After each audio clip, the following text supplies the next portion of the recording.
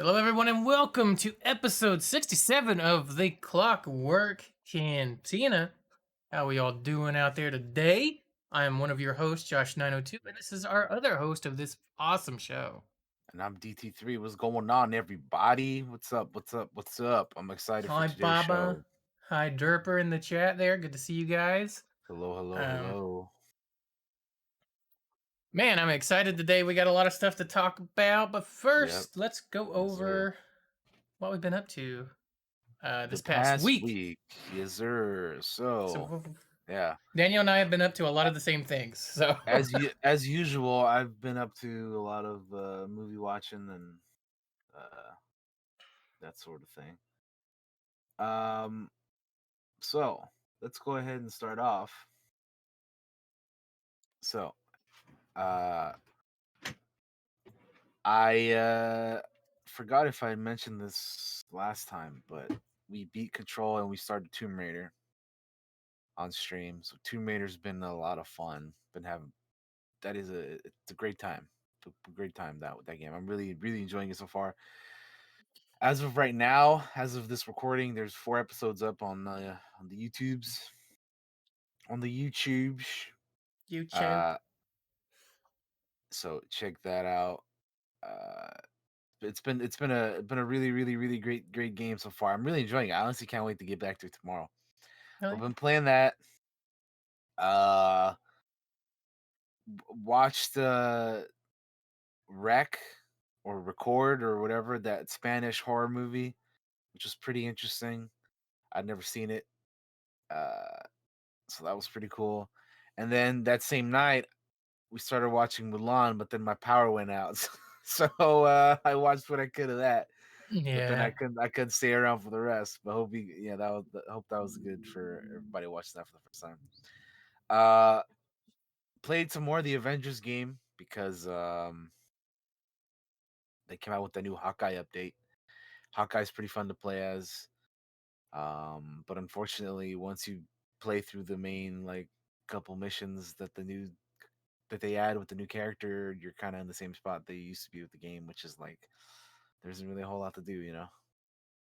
But it's fun to play as the characters when they first drop.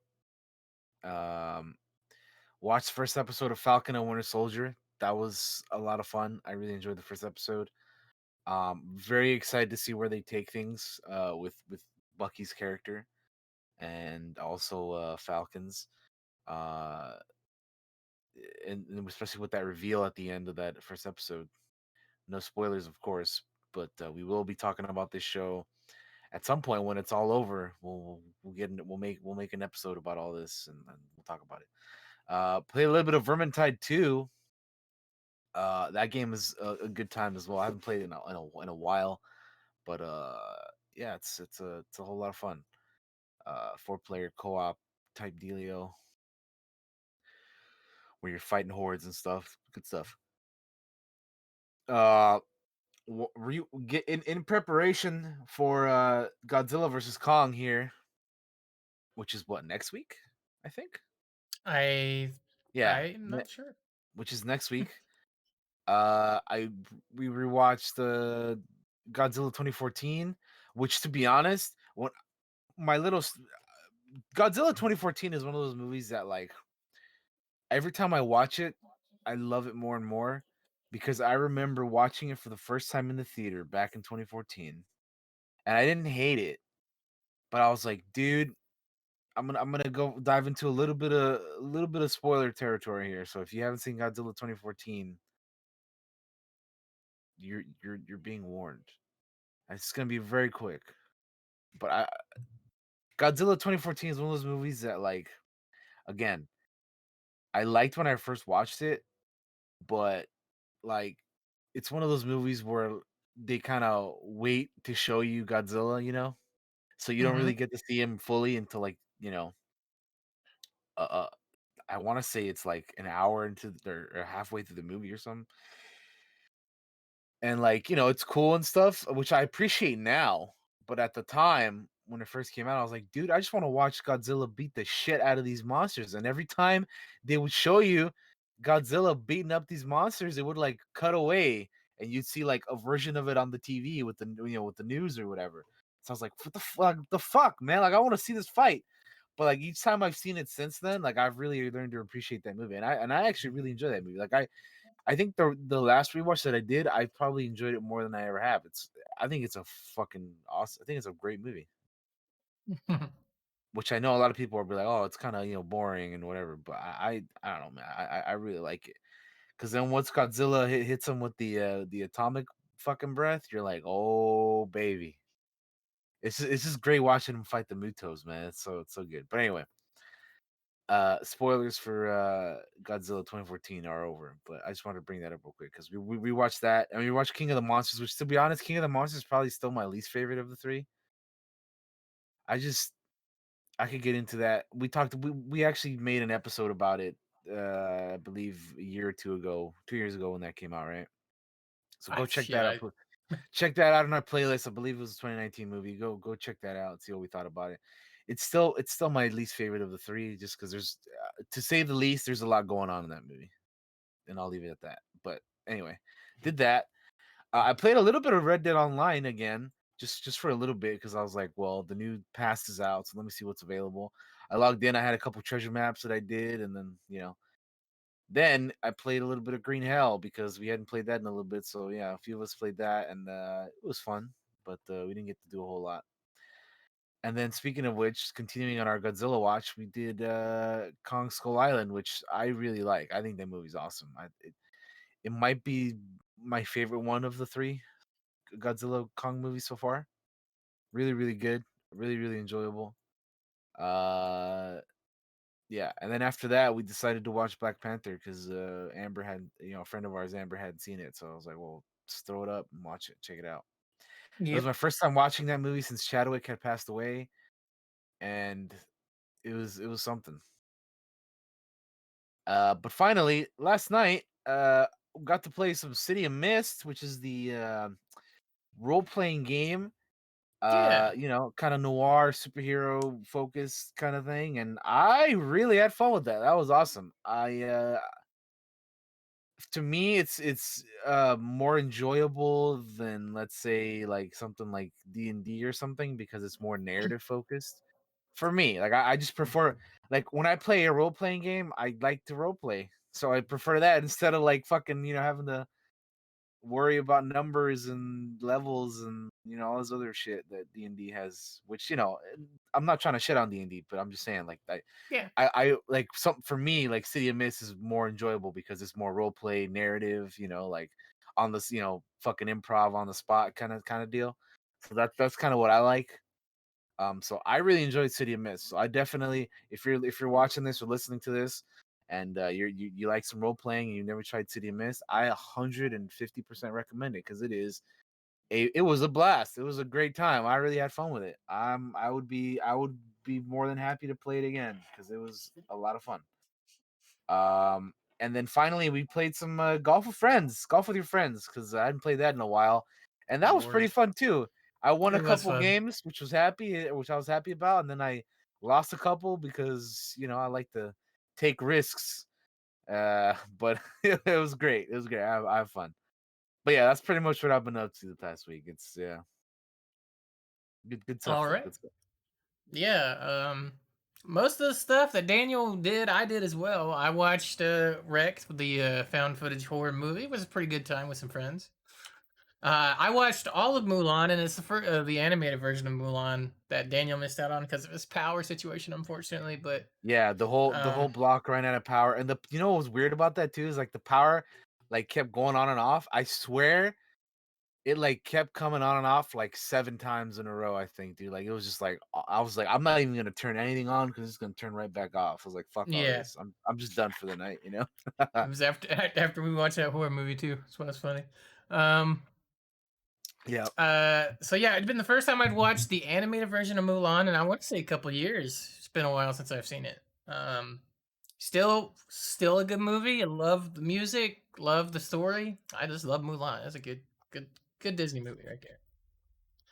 Falcon and the Winter Soldier. Watched the first episode of that with the gang. Was good. Very interested in see where it goes, especially with the little twist there at the end. So we will see we're obviously going to do an episode on that, so I'm not going to deep dive too much on it. Um, I missed the first movie that Daniel and them watched. The Godzilla stuff. I missed most of that, but I woke up in time to watch Black Panther, which I hadn't seen. I'd also been the first time I'd watched it since Chadwick's passing, and that movie hits different. Knowing that now, uh, Absolutely. still love it, still enjoy it. Music's dope. Still a good time. And then I was the master of ceremonies for City of Mists, which means I was the person running the game, and I really enjoyed it as well. Um, it was fun to take a more narrative approach in a tabletop role playing game. Which I mean, we do that with D&D, but City of Mist is way more focused on it, right? Like if Yeah. you can think of a way to use your ability, then you can do that. Like you're not locked in with numbers and all this stuff. Like all you need is like 2d6 in your power tags and as we learn more about City of Mist, because I'll be honest with you, this game's probably not going to go away from me. We're probably going to check it out more. We will talk about it more on the show as well as we learn more about it. But um, I really enjoyed it. We got to screw around with a lot of accents.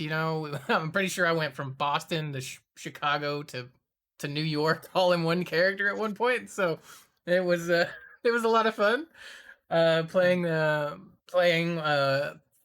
City of Mist, and I got to play with a crew I don't usually get to play with. I mean, I have Daniel as usual, and I had Tyler as usual, but I had Mongoose, Maggie, our friend Maggie was there. We had our good friend Paul was there, who is usually a DM for his own D&D stuff, but he got to take the role of a player for a little bit. So it was nice for him to get in there and play a game, and it was just fun. It was just fun. I had a lot of good time with that. A lot of great improv there. And then I also played golf with friends, and boy, did I suck. So we're gonna leave it right there. It was fun, but man, do I stink at that game. And yeah, that's what we've been up to, uh, guys, for this past week. Um, Let us know what you've been up to in the chat there if you have anything interesting to share with us. But if that is all we have for that, Daniel, let's hit the news, my friend. Let's get Uh, into it then. Let's go. All right. First piece of news we have here. D&D is releasing a new game, and it's called Dark Alliance. Dark Dark Alliance, Alliance. D&D themed brawler that feels a bit like Gears of War. Uh, if you click on the link there, Josh, I believe there's Hmm. there's a video right there, so you can check Mm-hmm. that out. Holy Throw it shit, up for that's the loud. good folks. Yeah. So Beholder right there at the start, But giant, all your typical D&D monsters and creatures and whatnot, yeah, and it looks pretty neat. it'll be fun You to get a know, gang together and play with friends. and You know, play some D&D, yeah, some Dark Alliance. the monster's flipping him off. That's pretty Yeah. funny. So had you uh, seen this yet or no? no, I mean I have I saw this was announced, but I haven't watched like the video at all or Mm, even read into it. gotcha. Uh, because because listen, this is the type of game that's right up our alley, right? Like it's co-op, Yeah, it's D&D, it's it's that thing. Like right. I don't need to watch a trailer or even read about it to know that we're probably going to end up playing this at some point. That's true. That's fair. Yeah, But I definitely am interested in it. It looks really, really good. yeah. I Um, mean, it looks fun. Dungeons and Dragons Dark Alliance. I think there's been these Six. types of games before, but I've never really played them. So we have a release date for this as well. It's available to pre-order for PS4, PS5, Xbox One X, Xbox Series X, and Steam. And it shows here at the bottom. And it's available for pre-order now. Like I said, it's going to be releasing on June 22nd of this year. So that's Yeah, pretty cool. there's actually a lot of D&D video games in the works. That's not too So far away, man. That's like, it's literally like 3 months from today. Like literally today in 3 months, this game will release. yeah, So cool. that's pretty cool. Yeah. I'm about it. I'm about it. It looks like it could be a fun time. So I'm always into something like that where we can all hang out and kick ass together and have fun with. So Yeah. yeah, yeah. So this is a Uh, reboot of the classic. That's what it gotcha. says here in the Polygon article. Okay, okay. So I knew I had heard the name Dark Alliance before. That's pretty neat. Pretty neat. Oh, the pricing gonna be $40 too. That's nice. Oh, really? Yeah. Ah, They're gonna have like a 40. steelbook version that's like 60, but like they have like a basic games, $40. That's not bad then. That's pretty good. See. I didn't know that. That's what I didn't know. That's pretty great, That's man. cool. That's cool. That is really cool. That is really really cool. Mm-hmm. Very very nice. Any other useful cool bits of information in here? Let's see. Uh, Besides the they, release date, I mean, I'd imagine well, judging by that trailer there, uh, it'll be what, like 4-player co-op? I believe so. I believe that's what the old Dark Alliance was. Okay, yeah, because I haven't played the old one, so I don't know. Built from the ground up to be a cooperative experience. Show up with more players, and the game will throw more powerful enemies at you and in greater numbers. You can Hmm. take short rests between encounters, patch up. Experienced players can opt out of short rest altogether for an improved roll on random loot. Cool. Four Hmm. characters will be available. The dual-wielding Drizzt Do'Urden, Do'Urden. I'm sorry. The D&D names are hard to say. I do know the first name is Drizzt. Uh, the Ranger Catabri, the tanky barbarian Wolfgar. Oh, that's easy to say. Thank goodness. Or the Wolfgar. defense-focused dwarf Brunor Battlehammer. The name. Huh. We'll have 21 missions, about 20 to 25 minutes each. Twice as long if Okay. players explore every side quest on the way. Uh, Similarly, if you're playing solo, they'll probably be like 40 minutes, is what it says here. Game is built with replayability in mind. Okay, that's cool. Uh, Final game will not feature cross-platform play, unfortunately, nor will Hmm. it include couch co-op. So if you were looking to play this with your brothers or your dad or your friends on the couch, just Well, unfortunate. I think that's pretty unfortunate, but to be honest, I mean, I don't plan on playing that couch co-op right now. But Same. it would be nice to have the option for if that would ever came up. But I Hmm. mean, as of right now, yeah, I mean, I don't. I mean, okay, I suppose And probably the reason this game's going to be cheap is that they're going to have a lot of downloadable content. Like they're going to have expansions, game probably. modes, dungeon crawls, all that maps, all that stuff will be DLC. So that's probably why the game is like cheaper than your average um, game Yeah. right now. Um, Hmm. but yeah, that's Dark Alliance coming June 22nd for all current gen consoles, as well as PS4 and Xbox One and Yeah. PC and all that Current stuff gen for and last gen. Yeah. $40, and you can pre-order Not now. bad. Not bad at all, man. Oh, if you buy the $60 version, you get access to their first piece of DLC. So that's what that Mm. is. Gosh. Okay. Called Echoes of the Blood War. All right. All right. All right. Terrifying. That's Cool. cool. So that's Dungeons and Dragons Dark Alliance. Very nice. So look to us playing that in June, because we probably will be. We'll be keeping an eye on that with great interest. Um, Next up on our news here, we've talked about Jade Raymond here on our podcast before, and now Mm-hmm. we're going to be talking about her again because Assassin's Creed co-creator Jade Raymond is starting a new studio with PlayStation. The former Ubisoft executive has found a new home after the demise of Stadia's game development studio. So yeah, that's the last time we brought her up was when Mm-hmm. we It's just a mentioned few weeks ago. the failure of Stadia, which yeah. So now she's going to be forming a studio with PlayStation. So We that's cool. we all knew Jade was gonna get snapped up. Like she's a Oh, of great course. creator. Like it's a Yeah. no-brainer to hire her. So this is dope. Maybe she'll actually get to make a do cool game for do once something. instead of yeah, like Cause instead of all her shit being canceled. Like yeah, cause like fucking Stadia and then like EA, man, like what's going on here, dude? It's just like nothing. uh, Uh, but the former Ubisoft executive who was instrumental in the creation of Assassin's Creed and Watch Dogs franchises is starting a new studio of her own, with Sony and PlayStation backing her up. Raymond has named her new independent shop Haven Studios. The Montreal-based studio has no other announced personnel, but in her announcement post on the PlayStation blog, Raymond writes that many of the talented game developers I have worked with for years and I love dearly are coming together to do what we are most passionate about. So yeah, that's pretty dope. yeah, That is pretty cool. Yeah, so there's a whole blog post over on the PlayStation blog if you want to go check that out. Blog.playstation.com where you can go check it out and go read it. I'm not gonna read it all because it's a bit of a thing, but and then you should go give that blog post a read anyway. But it's pretty cool. Haven Studios, yep, there it is in the chat. Uh, it's yeah, it's pretty cool. It's pretty cool. But yeah, go.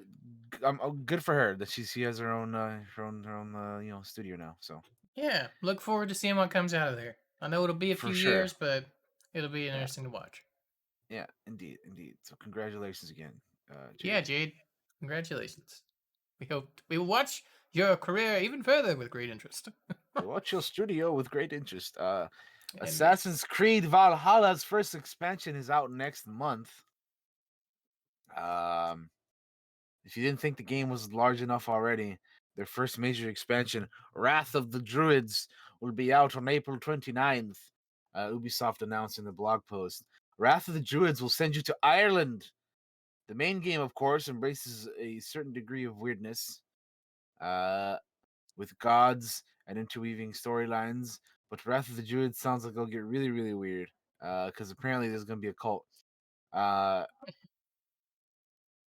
so yeah, there's gonna be it's gonna get even weirder if you didn't think it was weird enough. But yeah, uh, So I played Valhalla, mhm, and I really like it.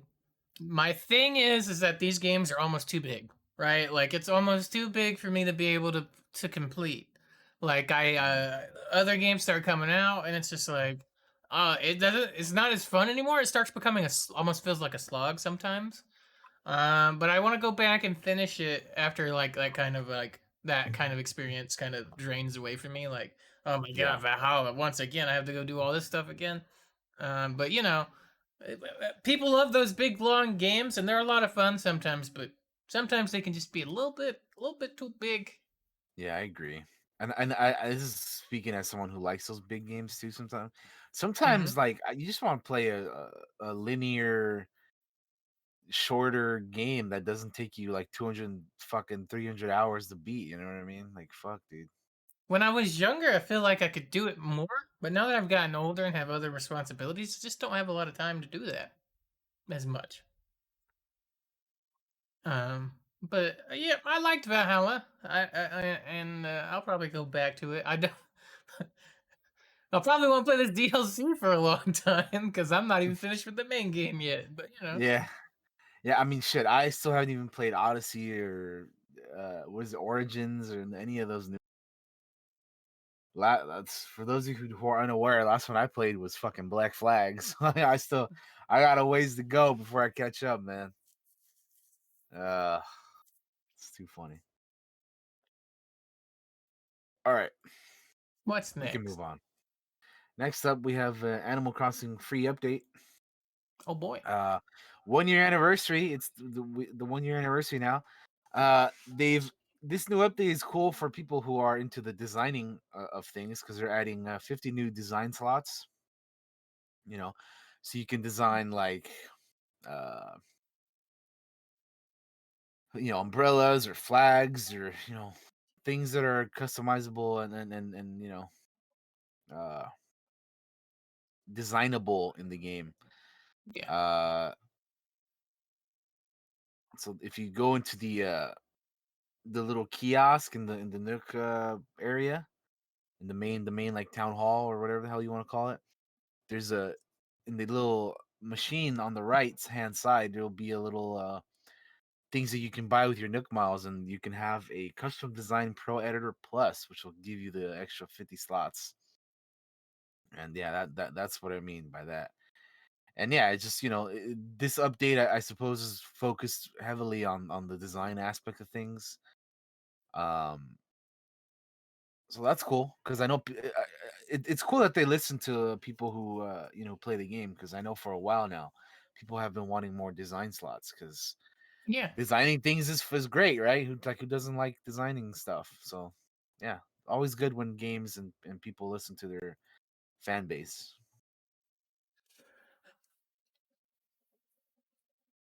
But yeah, that is pretty cool. Uh, I have next up on our list here. We have a gameplay trailer for a game that I thought was pretty interesting, because normally this is a World War II game, but normally in World War II games you have to do the destroying. However, in this game, uh, you get to do the rebuilding. So Interesting. here we have the World War II Rebuilder official gameplay trailer. So let me know what you think of this game, Josh. Okay.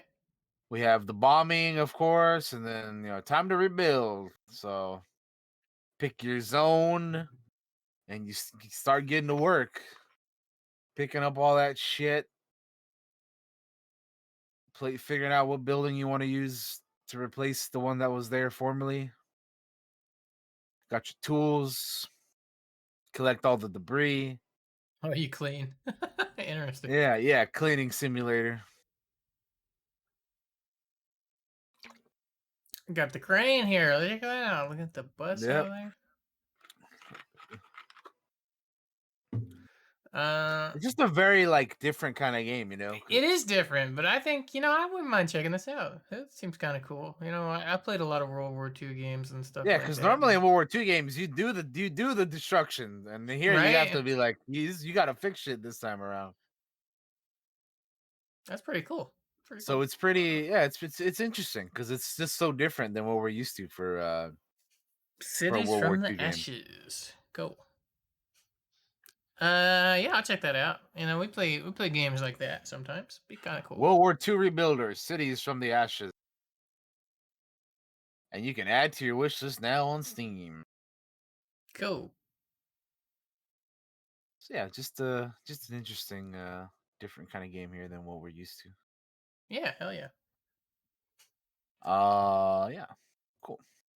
What else do we get here? Next up on our list of things, we have Sony is giving away Horizon Zero Dawn and 9 other PS4 games. Ooh. Horizon Zero Dawn plus 9 other indie games will be free to everyone with a PlayStation 4 or PlayStation 5 beginning next month. Uh, Sony expands its efforts to support folks keeping safe and socially distant during these stages of the pandemic. Um, Horizon Zero Dawn Complete Edition will be available free between April 19th at 8 p.m. Pacific and 8 p.m. Uh, on May 14th. A PlayStation Plus subscription is not necessary. But Horizon Zero Dawn follows Ratchet and Clank 2016, made available at the beginning of March with anyone with a PlayStation console. Ratchet and Clank is available now until the 31st at 8 p.m. Pacific. And beginning March 25th, players will also get access to 9 more games, 5 of them for the PS4 and PS5, and 4 of them for PlayStation VR. And the following games are the ones I'm about to list, so prepare yourselves. Number 1, Abzu. We have Enter the Gungeon, Res Infinite, Subnautica, The Witness for the standard consoles, and then we have Astrobot Rescue, Mission, Moss, Thumper, and Paper Beast for PSVR. Those 90 games will be available until 8 p.m. Pacific on April 22nd. So lots of That's free pretty dope. PlayStation games coming up here. Yeah. That's pretty dope, man. And it's pretty genius if you think about it. Them throwing Horizon Zero Dawn at Yep. folks because they're gonna have a sequel coming Hmm. soon, They and get people then hyped for that one. get Yeah. get people into it, right? Like they'll want to play Horizon that Zero sequel. Dawn, by the way, is a fantastic fucking game. It's my game of the year for 2017. It's a great, great, great game. Great game. Really, really good. Definitely recommend it, especially since it's for free. Like you guys, if you don't have it, snatch that shit up because it's so good. Yeah. So so good. Oh, okay. What else we got? All right. Next up, we had a couple days ago. We had a Square Enix presents showcase, digital showcase, where they announced games and talked about other things coming into their games. I don't know if you checked this out at all, Josh, or you knew about it or anything. I didn't. I knew about it, but I didn't really check it out. I've seen To some be of the honest, some of the bits. I didn't know it was happening until like the day of, and I was like, oh shit, well we're getting this is happening right now. I was like, okay, well that's cool. So I kind of like skimmed through the stuff that was going on, but we're gonna talk about these things right about now. So All right. What's up let's first? go ahead. So they had this. So obviously, it's this thing called Square Enix Presents, where they talk about all their upcoming games, and all that kind of thing. Uh, they announced a new game which will be launching on my birthday, September 10th. Uh, called Life is Strange: True Colors, and they have an announcement trailer. Now, I don't know if you're like how much you're into these Life is Strange games, Josh, but Not really at all, to be honest with you. to be honest, me either. Like I've only seen the first one. I haven't even played the first one because to be honest, I've seen the first one played. Like I watched other people play the first one so much that I didn't even like. I'm like, you know what? There's no point for me even playing this. And then like Mm-hmm. honestly, like it's not really my kind of like. I don't know. I feel like this is more like what's the word I'm looking for here? Like not that I'm not the target audience, but like I'm not the I'm not necessarily this isn't I don't know. It's just I don't want to say it's not my kind of game because like I do play like episodic um like make your choices games. I like those Mm-hmm. kind of games, but there's something about Life is Strange that doesn't I don't know, it just doesn't really I don't know. I'm just not like super about it. But there I mean the first one was fun to watch. Yeah. Um Uh, so before this was announced, it had leaked a bit, and I had seen the leaks, and it looks like those okay. leaks were confirmed for me. But that, Okay. I wasn't like looking for them at all. It just we browse the game news, and sometimes you just come across a leak by accident. Um, Gotcha. but yeah, these I don't usually play. I don't play a lot of the well, I call them choose your own adventure kind of games. That's Uh, fair. That's probably a good good name for him. um, but, but I've seen people play them. Like I think I've watched Aaron play some of the original Mhm. Yeah. ones. But yeah, I don't usually play a whole lot of these. I think the last one I actually played was the Batman Telltale game. That one was To good be though. Yeah, I played both seasons of those, and those were fun because it's Batman. Yeah. So it usually has to take something that really appeals to me to get me to play them. That's fair. Yeah, I get you. But but yeah, for those of you that are Life is Strange fans, this is for you guys, Like it looks cool. It looks Yeah, pretty. I want to say this is like the third game in the series for Life is Strange. I don't know. I'm not really sure, but yeah, cool. September 10th. Cool. That's my birthday, September Aw, 10th, yeah. which this year falls on a. Let me see. What does my birthday fall on this year? It's on a Friday. Let's go, baby. Friday. Hell Friday, isn't yeah. it? Hopefully the world is a little bit more uh fixed up by Here's then, but hoping. we'll see. Um All right, so that was the first thing they announced. Second thing they announced was, do you remember? Do you remember this game that they had showed at the PlayStation State of Plays, like or whatever the hell, a couple years ago, that was called Project Athia? Yes, I remember this. They showed off this like really cool looking thing that on the like the Unreal or what was the new Yeah. engine or whatever. Yes. So they announced that Project Athia is now called Forsaken or Forspoken. My bad, Forspoken. It was announced on last year's June 2020 event, PlayStation event. The new IP from Luminous Productions, originally called Project Athia, is now has a title finally, and it's called Forspoken. The action adventure stars Ella Balinska, which is the lady we just saw here, and she'll be portraying the protagonist Frey Holland, facing off against dragons and other colossal beasts in an untamed land. Forspoken will be a PlayStation 5 console exclusive when it launches next year, but it's also coming to Windows PC for anybody. So Hell yeah. yeah, I mean That's cool, man. Project Athia always looked cool to me. 'Cause I was like, what the hell is this game? Like, I want to play this game. I don't know what it is, but I want to play it. I remember saying that. But then now that we know that it's a thing and it's called Forspoken and everything, like it's great. I'm about it. Yeah, definitely on my radar. I definitely will be checking this out as we learn more information about it and such.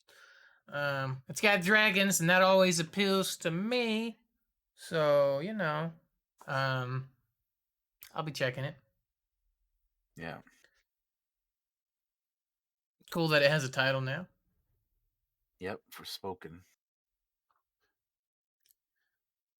I Hell got I yeah. gotta. The only thing is for me is I gotta remember not to call it Forsaken. I gotta call it because it's called Forspoken.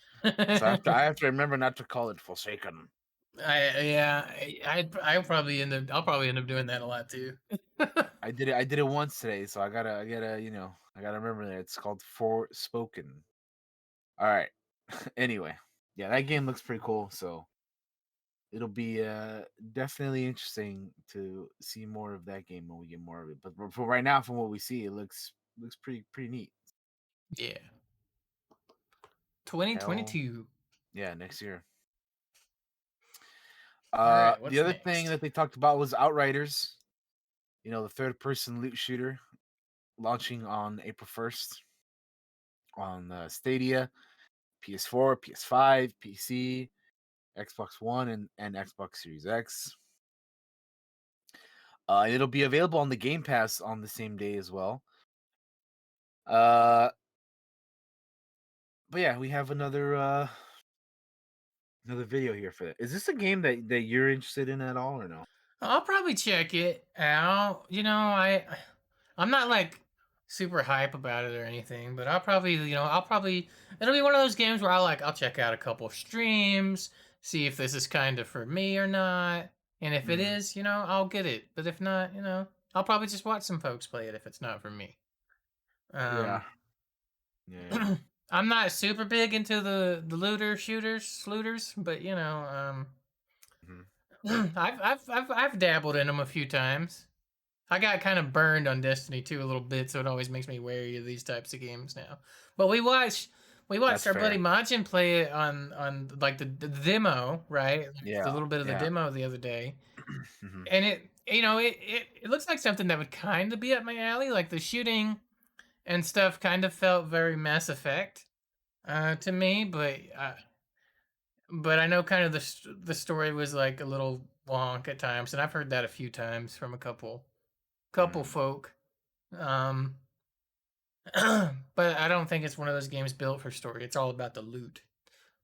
Usually, that's just me guessing. Like I haven't looked into this at all, but I mean, from the cutscenes that I saw, it looked it looked pretty funky. With the shaky cams and all that. yeah, I hope they Yeah, fix for that me, shit. it probably isn't something that I probably won't be getting it, but I would be willing to play it if I was given the opportunity to do that, but I'm not gonna like go out of my way and like do it. You know what I mean? So it'll be one of those wait and see for me kind of deals. I have to Yeah, watch more. I have to watch more of the game once they like continue to work on it a little bit more. But I mean, it's almost out, right? I mean, it's April 1st is the release date, so that's not Yeah, too so far from now. That's I'll literally a be week and like several days from now. I'll be playing like Evil Genius 2 probably when it comes out, like right before that. All right. The next game they talked about was Balan Wonderland, which is the 3D platformer coming from Yuji Naka and Naoto Oshima, which is two of the two who worked in Sega back in the 90s, which, that's why this game kind of looks a little Sonic-ish, or, if it reminds you of that, or if it reminds you of like some of those older games from back in the day, that's why. It's launching on March 26th, so this game is on comes out on Friday of this week Gotcha. at the time of this recording. Um and yeah, there's a playable demo of this available on the Switch, on the PlayStation 4, on the PlayStation 5, PC, Xbox One, and Xbox Series X since January. So if you've been wanting, if you've been curious about this game, or if you're watching this and it looks interesting to you, then you can check out the demo on any of those platforms that I just mentioned. Um, Yeah. yeah, I mean, honestly, Uh this is not my kind of game, Mine neither. uh, Yeah. I'm not a but platformer. but it's cool for those who are into this sort of thing. And I do think that, like, I can appreciate, like, when certain games take like influence from older games, I can Yeah. appreciate that, because I can appreciate, the game, the history of gaming and all that stuff. So anyway, but yeah, not for me, but again, cool for those who are into it. The game will be out on Friday, so you don't have to wait too long if this is something that you're into. But yeah, uh cool little trailer they came out with. uh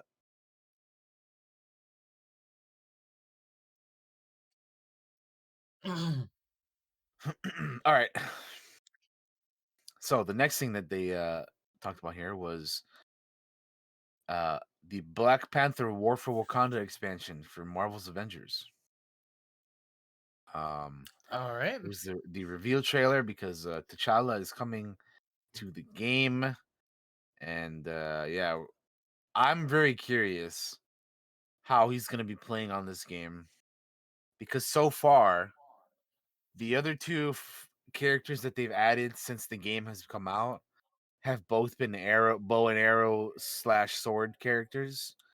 Yeah. Kate Bishop and Hawkeye, they both kind of play the same, and they obviously the abilities are different to make them different, but they're basically the same kind of character.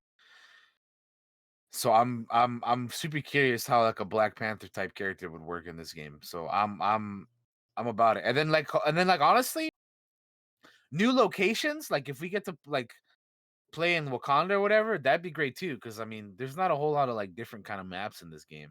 Um, so Be anything nice that to have some continues. other enemies as well. Yeah, dude, because honestly, like I was playing Avengers uh the other day, like I said, because of the new Hawkeye update, and I'm just so sick of fighting robots in that fucking game, dude. Like, I understand that it's supposed to be a game, a video game, and you have to like your characters have to take damage, but for me, when I see the Incredible Hulk, Thor, Hawkeye, and like I don't know, fucking Kate Bishop or somebody, of all four of them struggling to beat up one fucking robot with a backpack on his back. I'm like, what the fuck is this, dude? Like, I get that it's a video game, and I understand that completely. But like, it just seems so absurd to me that like four of these superheroes can't beat up one fucking robot. Like the Incredible Hulk should be able to just ragdoll that bitch left and right. You know what I mean? Yeah. But and You I want and you're again playing though, an but adventures game. You want to feel like a fucking hero, right? Like that's the yeah, point, you don't want to feel like it needs for you to take down some stupid ass robot. Like right? to be honest, like I don't know what the solution is to that. Like I don't know what the answer is. Like I don't know how you make that the balancing more like make sense. But to me, it just seems absurd that like shit like that could happen. But anyway, I don't know. I it's a video game. I get it, but at the same time, I'm just like this is stupid. Uh, so yeah, I don't know. Again, I don't know what the balancing is, but yeah, it's a difficult thing. But the other thing they talked about for the Avengers game, other than that, is that they're doing a next gen uh Upgrade. upgrade for the game, and they have a launch trailer for that as well. Let me get that up for you guys. Um, All right. So does it say what is all in this? Is it just the visuals? Are they gonna have better load times? That kind of deal. Is this the right thing? Yes, it is. Okay. it should be, Um, yeah. I just got thrown off because they should. They're showing So Hawkeye off. I thought it was they his yeah, trailer. the day that this happened was the same day that they dropped the Operation Hawkeye Future Imperfect DLC for this game. Gotcha. But yeah, so Higher resolution the textures, trailer tells you everything that they're adding next gen. improved destruction, faster load times. There you go. Next gen available upgrade available at no additional cost. Well, it better not cost anything. You need as many people on that platform as you can get. Um. So So all yeah, that, that's yeah, cool. yeah. I I mean, mean, honestly, like I just wish the game would have more to do, man. Because like it's hmm like the game is like really fun to play when you're playing with other like you're playing with friends and stuff. But like there's just like there kind of is no reason to play because there's like nothing to do once you beat the story and everything. right? So it's just kind of like eh. And then the DLC missions that they add are like super short. There's only like I want to say it's like 3 missions or something per one. It's like, well, we're done with that real quick. But anyway, Gotcha. that's all for the Avengers game. They're also releasing a Tomb Raider Definitive Survivor trilogy, which is all three of the newer games. Which I'm currently going through Tomb Raider, the first one, so I don't want to watch this trailer because I haven't seen it. I don't want to watch it. Josh Okay, can throw it I up. Yeah, you. I do No, have you. it up there. Just Yeah, don't look. throw it up for the others. I'm not gonna look, but all I can say about this is I'm really having fun with the first game. It's been hmm an absolute blast. I'm gonna be playing more of it tomorrow. I'm very excited. Lara Croft in these games is an absolute fucking badass. And yeah, man, she's just it's just really fun to play too, man. I don't know hmm what it is, but just like you get all these different type of weapons and these enemies think they can like run up on you like that, but nah, man. Just I pull out my bow, pull out my shotgun, pull out my, my machine gun, dude. They don't stand a chance. I'm Laura fucking Croft, man. Who you Exactly. think you fucking with? It really is a fun game though. I don't know if you've played any of these games, Josh. They are I have it. I should check them out at some they're point. f- the I'm only on the first one, and it is so much fun, dude. For a 2013 game, I'm having a blast, dude. It's so fun. I'm having so much fun that I'm like, I can't wait. I waited this long to play this. And I'm like super looking forward to playing the next two of them. But anyway, yeah, Tomb Raider Definitive Survivor trilogy. Uh, I'm trying to see if they have a price for this or not. Is it available? Here's what it says here on Oh, the article I have. yeah, it says it's 19.99 right now, but it'll go up to 49.99 in 2 weeks. So So grab it. that's a great deal. 3 games, a trilogy of games for $20, and I'm telling you guys, I've only played. I'm still playing the first one, but even that one alone is so worth it. It's so much fun, and it's a 2013 game, and it's so much fun still, man. I'm like, God, I can't believe it. It's so much fun. And then yeah, Tomb Raider 2013, Rise of the Tomb Raider 2015, and then Shadow of the Tomb Raider 2018. Okay, yeah, cool. Oops. Yeah, so $20 for right now. It'll go up. It'll go up to $50. It's gonna go up by $30 in 2 weeks. So if you want it, you better pick it up now.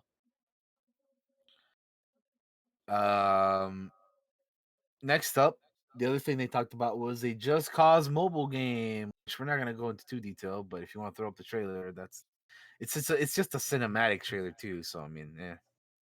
Hey, mobile games are fun sometimes, but Yeah, not I really guess. my deal. I don't travel enough really for mobile games to be a big deal for me, and also I have my Switch. So if I'm I gonna be go honest. traveling, I'll take that. I'm gonna be honest. There's only one mobile game that I have consistently continued to play after years, and the only one that has managed to retain my attention. The only mobile game that I've honestly cared about continuing to play is Pokemon Go. I fucking knew you were gonna say Pokemon It's Go. true, dude. I mean, like, no other game has like managed. No other mobile game has managed to retain my attention like Pokemon Go has. I don't. Pokemon Go is just fun, dude. Like, you can go anywhere and just be like, all right, I'm gonna fucking catch this Pokemon at this gas station or whatever, or I'm gonna catch this Pokemon at fucking Target, dude. Or I'm gonna, you know, fucking grab this Pokestop inside the Starbucks of a Target. You know what I mean? Like, I don't Yeah. know, man. It's just you can play it wherever, and it's I just like the aspect of capturing the Pokemon too, and like level them Hmm. up and all that kind of stuff. So anyway, I digress though. We're talking. This is a Just Cause mobile thing, and I'm talking about Pokemon. But anyway, point is, I don't really play mobile games except for Pokemon Go. But I mean, uh, it sounds to me like Square Enix should have made Just Cause Go instead. It probably would have grabbed your attention more. maybe yeah, maybe it would have. Yeah. Well, again, Mm. this is cool though for people who play mobile games and stuff. I just yeah, I mean, it's not gonna be something that I'll be playing. I like the Just Cause games, like the normal console ones or whatever. But yeah, the last thing we have here is Space Invaders AR. Little teaser for this little Space Invaders thing that they have. Uh, Oh man, memories, this is memories. yep. Uh, Good old Space Invaders, They give man. you all the nostalgia. Mm-hmm. Uh, so, I mean, Space Invaders is fun and all, but okay.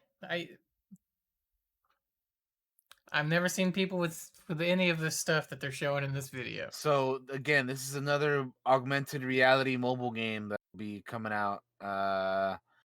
Which I feel like for this kind of game, I feel like mobile makes sense. Mm-hmm. To be honest, like I probably won't be playing it, but I mean, like Yeah, no, I feel like this direction, this step makes sense for Space Invaders. So I mean, hey, it works. It works. mm-hmm. But anyway, that's all we have for the Square Enix presents. The last thing that I have here for the gaming news is one that I'm both disappointed by, but also like I'm like, okay, you guys know how if you've been watching our this podcast or if you've been listening to this podcast long enough, you'd know that I am of the opinion that to me it doesn't matter how long it takes for a game to release as long as they release it the way it should be, the way they intend to, they don't rush it and all that stuff. So Mm-hmm. the next game we're going to be talking about here is Gotham Knights, which is a game that I was probably one of my most anticipated games of the year for this year. Is now launching in 2022. So they put out a tweet, which was an image that said Gotham Knights will now launch worldwide in 2022. We are giving the game more time to deliver the best possible experience for players. Thank you to our amazing fans for your tremendous support of Gotham Knights. We look forward to showcasing more of the game in the coming months. So quick, simple, to the point. Uh, Again, it was a game that I was really looking forward to because I mean I love DC, man. Uh-huh. I'm fucking all about it. I can't wait. Do you get to play as Robin, Nightwing, Red Hood, or Batgirl?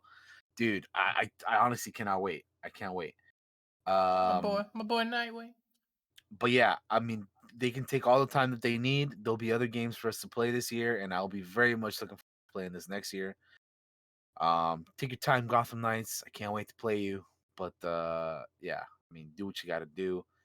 I will definitely be there for when you release. Hopefully, you're a good game. Take all the time that you need to be good. Please be good, because again, I just love DC, and to be honest, like we're gonna get into this a little bit later, but watching the Snyder cut uh just gave me the whole DC, like it makes me want more DC, but we'll get into that later. Um but yeah, so Gotham Knights next year instead of this year. And I believe that'll do it with our gaming news, unless you have anything else to speak That on that or anything else gaming news, Josh. that is yeah, really. Other than like some bummer news coming out of Blizzard about how they're laying off some people, but I don't really want to bring people down with that. I shit I shit on Blizzard every chance I get, but they're laying off some folks while giving their CEO a bonus. So I'm just gonna call them out on that because I think it's shitty. But other than that, no, Yeah. we can move on to the TV news. All right. Um, Sounds good then. TV news it is. All right.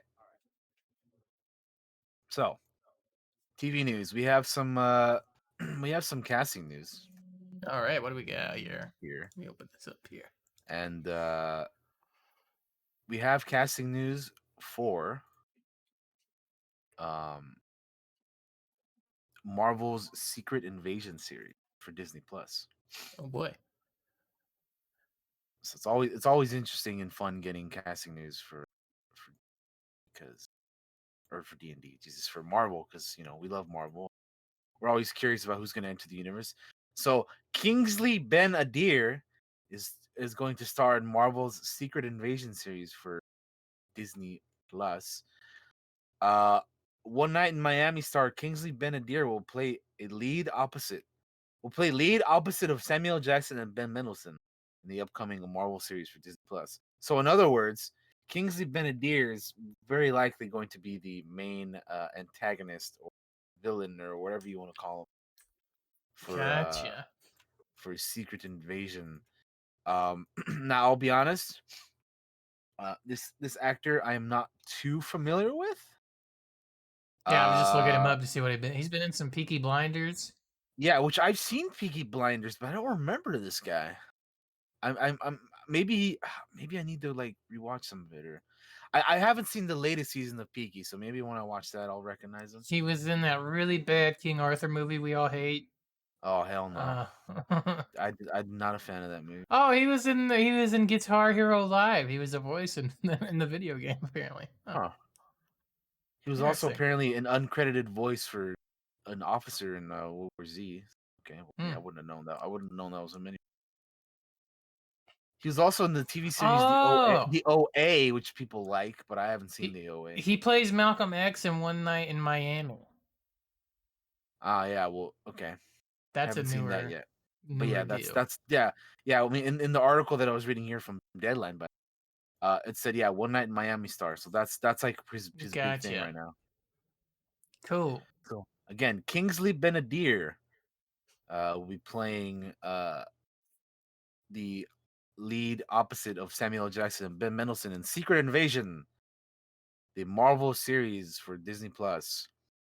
Of course, Samuel L. Jackson and Ben Mendelsohn will reprise their characters as Nick Fury and the Skrull Talos, who first met in Captain Marvel. Um, but yeah, that's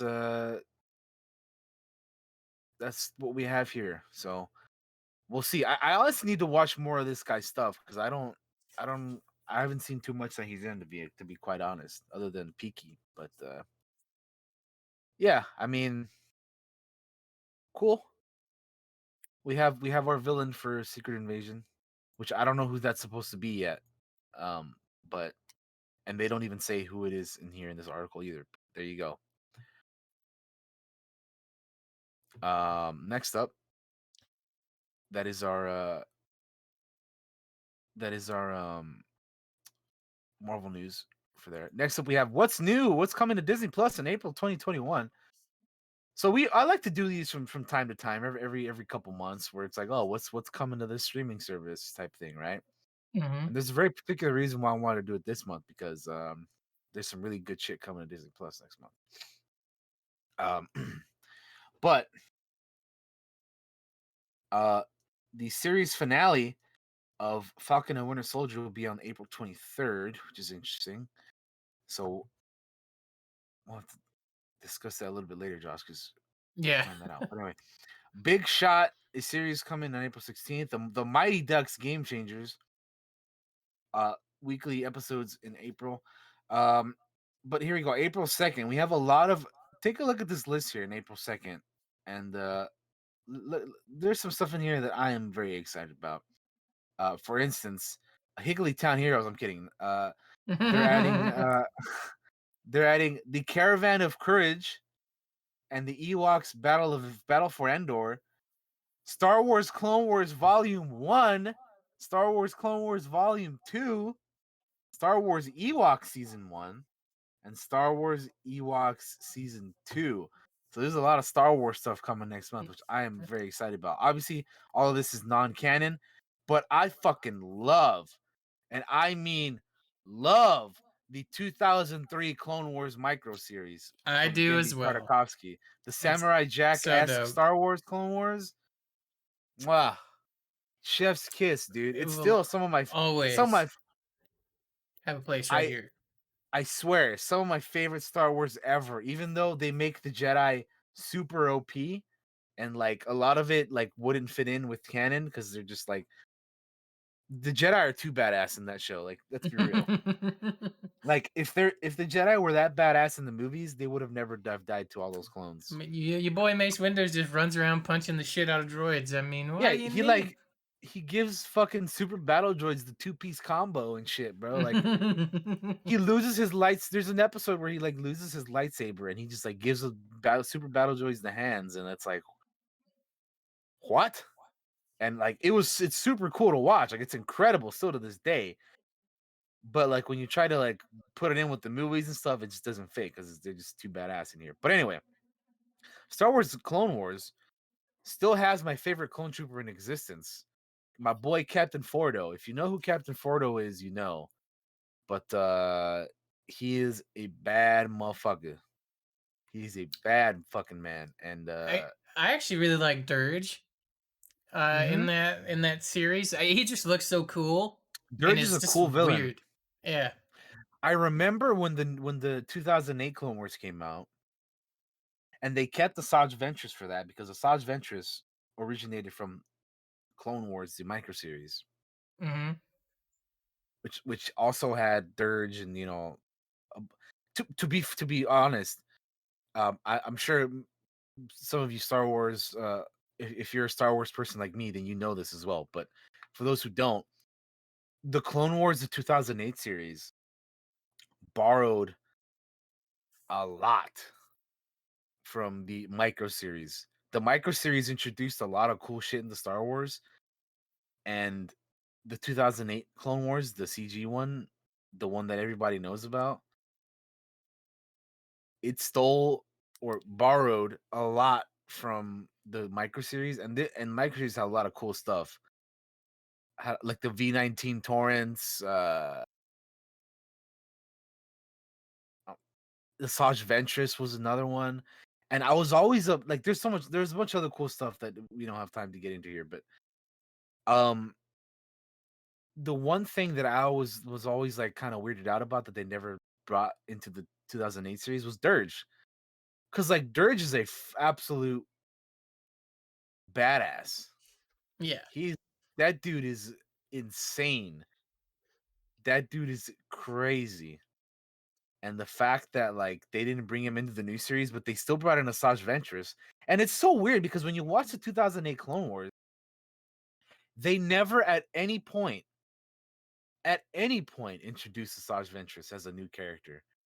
They kind of assume you already know who she is Yeah. because of, I guess, the micro series, but they're like, they don't connect in any way, shape, or form. Like, they're completely different, even though the 2008 show like steals a lot from the original Clone Wars.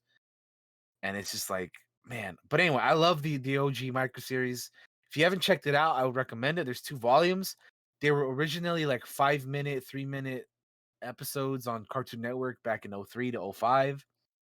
And it is some of the best damn Star Wars ever, even though it is uh they make certain characters very OP, but it's fun. It's a whole lot of fun. The style is in the Samurai Jack style, if you've ever seen that. But yeah, it's honestly some of my favorite Star Wars ever.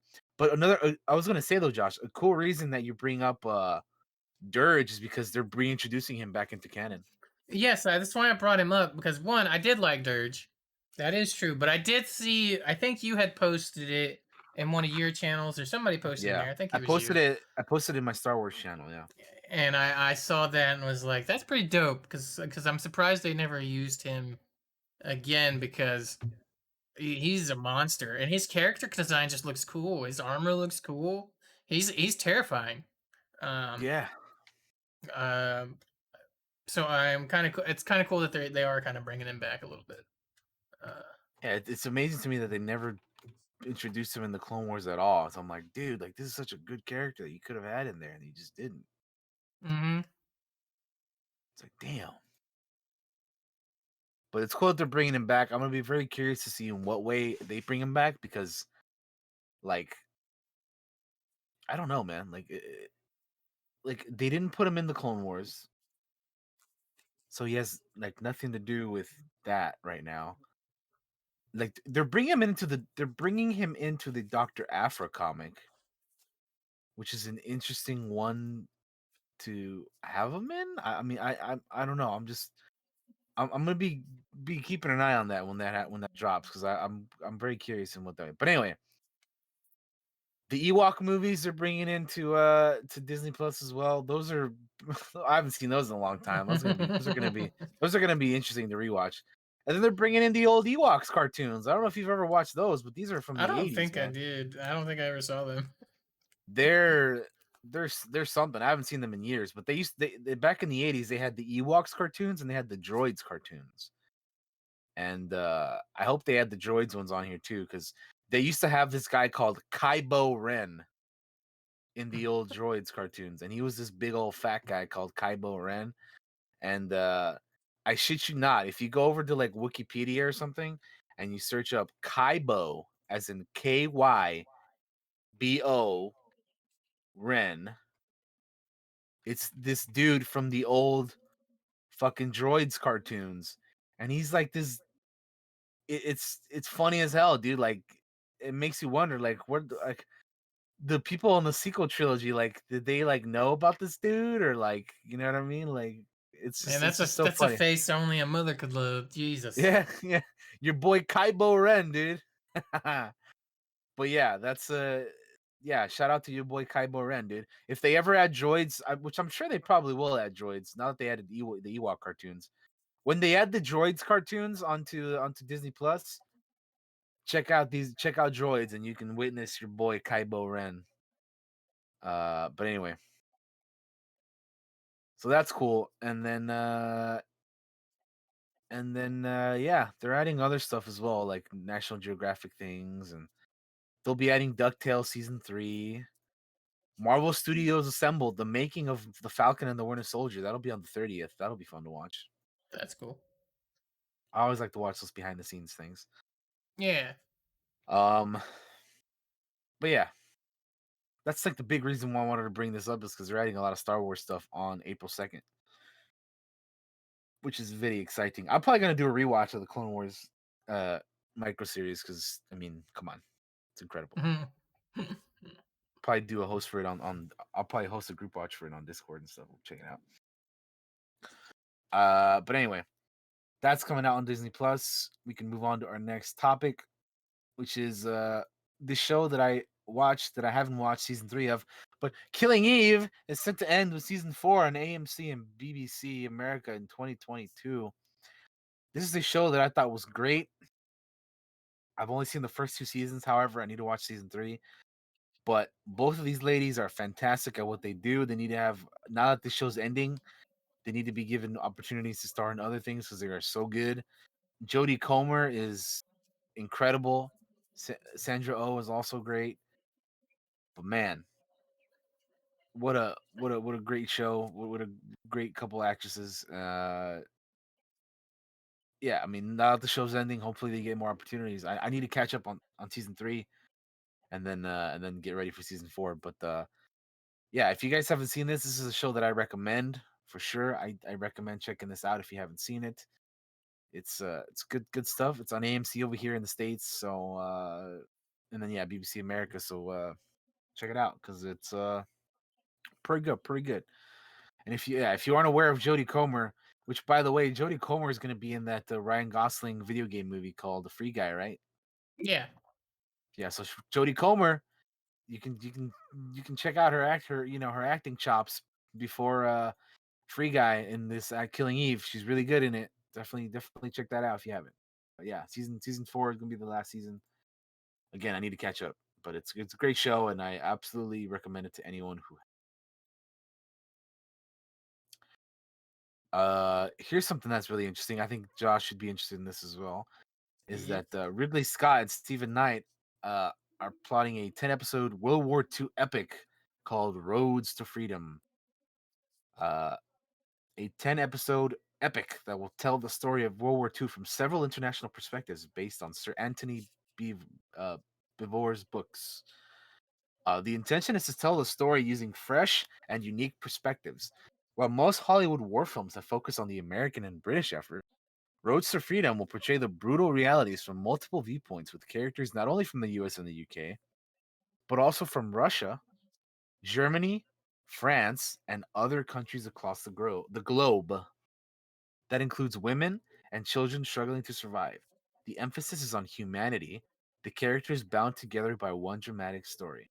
Some of the storylines will be discomforting, but heroic, and the race between East and West to capture Berlin will shed light on what became the foundations of the Cold War.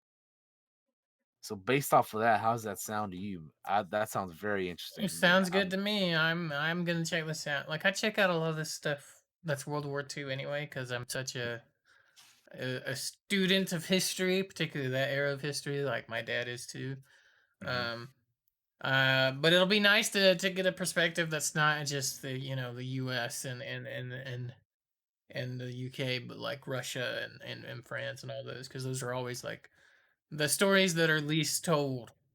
So I'm mhm, definitely curious to check them out. yeah. You know, and you and I are big fans of Band of Brothers Oh, I and love Band of and Brothers, man. and like those kind of types of shows. So I'm definitely gonna check this Yeah. out. Although this is more based on books and stuff, but Mhm. um, It'll still be interesting, yeah. Like they said, it's gonna be a lot of discomforting stuff too, which mhm. it's- I mean, as you would expect from World War II, because I mean, it wasn't a happy thing, No, it wasn't like sunshine and like rainbows, man. It's fucking yeah, war. like it was interesting how we were talking about Casablanca the other day, and you were mentioning Hmm. how they referred to concentration camps, just like nilly willy because they don't know what they are completely. Yeah, they treat them just like a prison camp. They think it's just like a prison camp. They don't realize Yeah, what it is when they were making that film. yeah. So Uh, yeah, it's gonna be yeah. I mean, I'm stuff like this. So especially when you get 10 episodes to do it, it's great. I'm all for it. Can't wait to check this out. So they're working on that. That'll be cool. And then Ridley Scott, I usually like most of his stuff. So mhm. yeah, it's a good thing that or I have pretty good faith in this project since he's involved in it. So we'll see. Mhm. Okay. The last thing we have here is the Boys spinoff has added 3 to their cast. We have Shane Paul McGee, Amy Carrero, and Maddie Phillips are all joining the Boys spinoff show, which we talked about last week. I'm pretty sure. They're joining Jazz Sinclair and Lizzie Broadway in the ensemble. Uh, Broadway will play Emma, while Sinclair will play Marie, both young superheroes.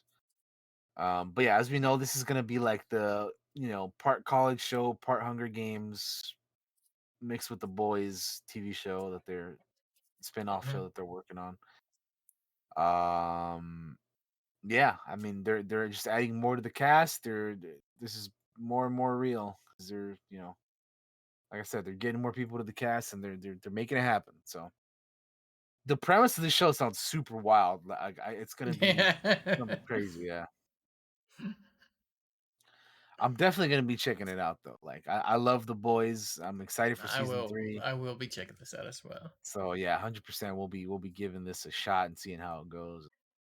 But yeah, they added more people to their cast, so that's cool. I don't really recognize any of those three from anything. Which again, Shane Paul McGee, Amy Carrero, and Maddie Phillips. I don't really recognize them from anything. But you know what? Sometimes it's a good thing. Mhm. Sometimes unknowns and newbies are good. So there you go. But that's all we have for TV news. It wasn't really a whole lot going on Yeah, this there's your week. TV news, guys. Whoop. Yeah. So if you're good, we can move on to the movie portion. Yeah, let's hit it. What is next? All right.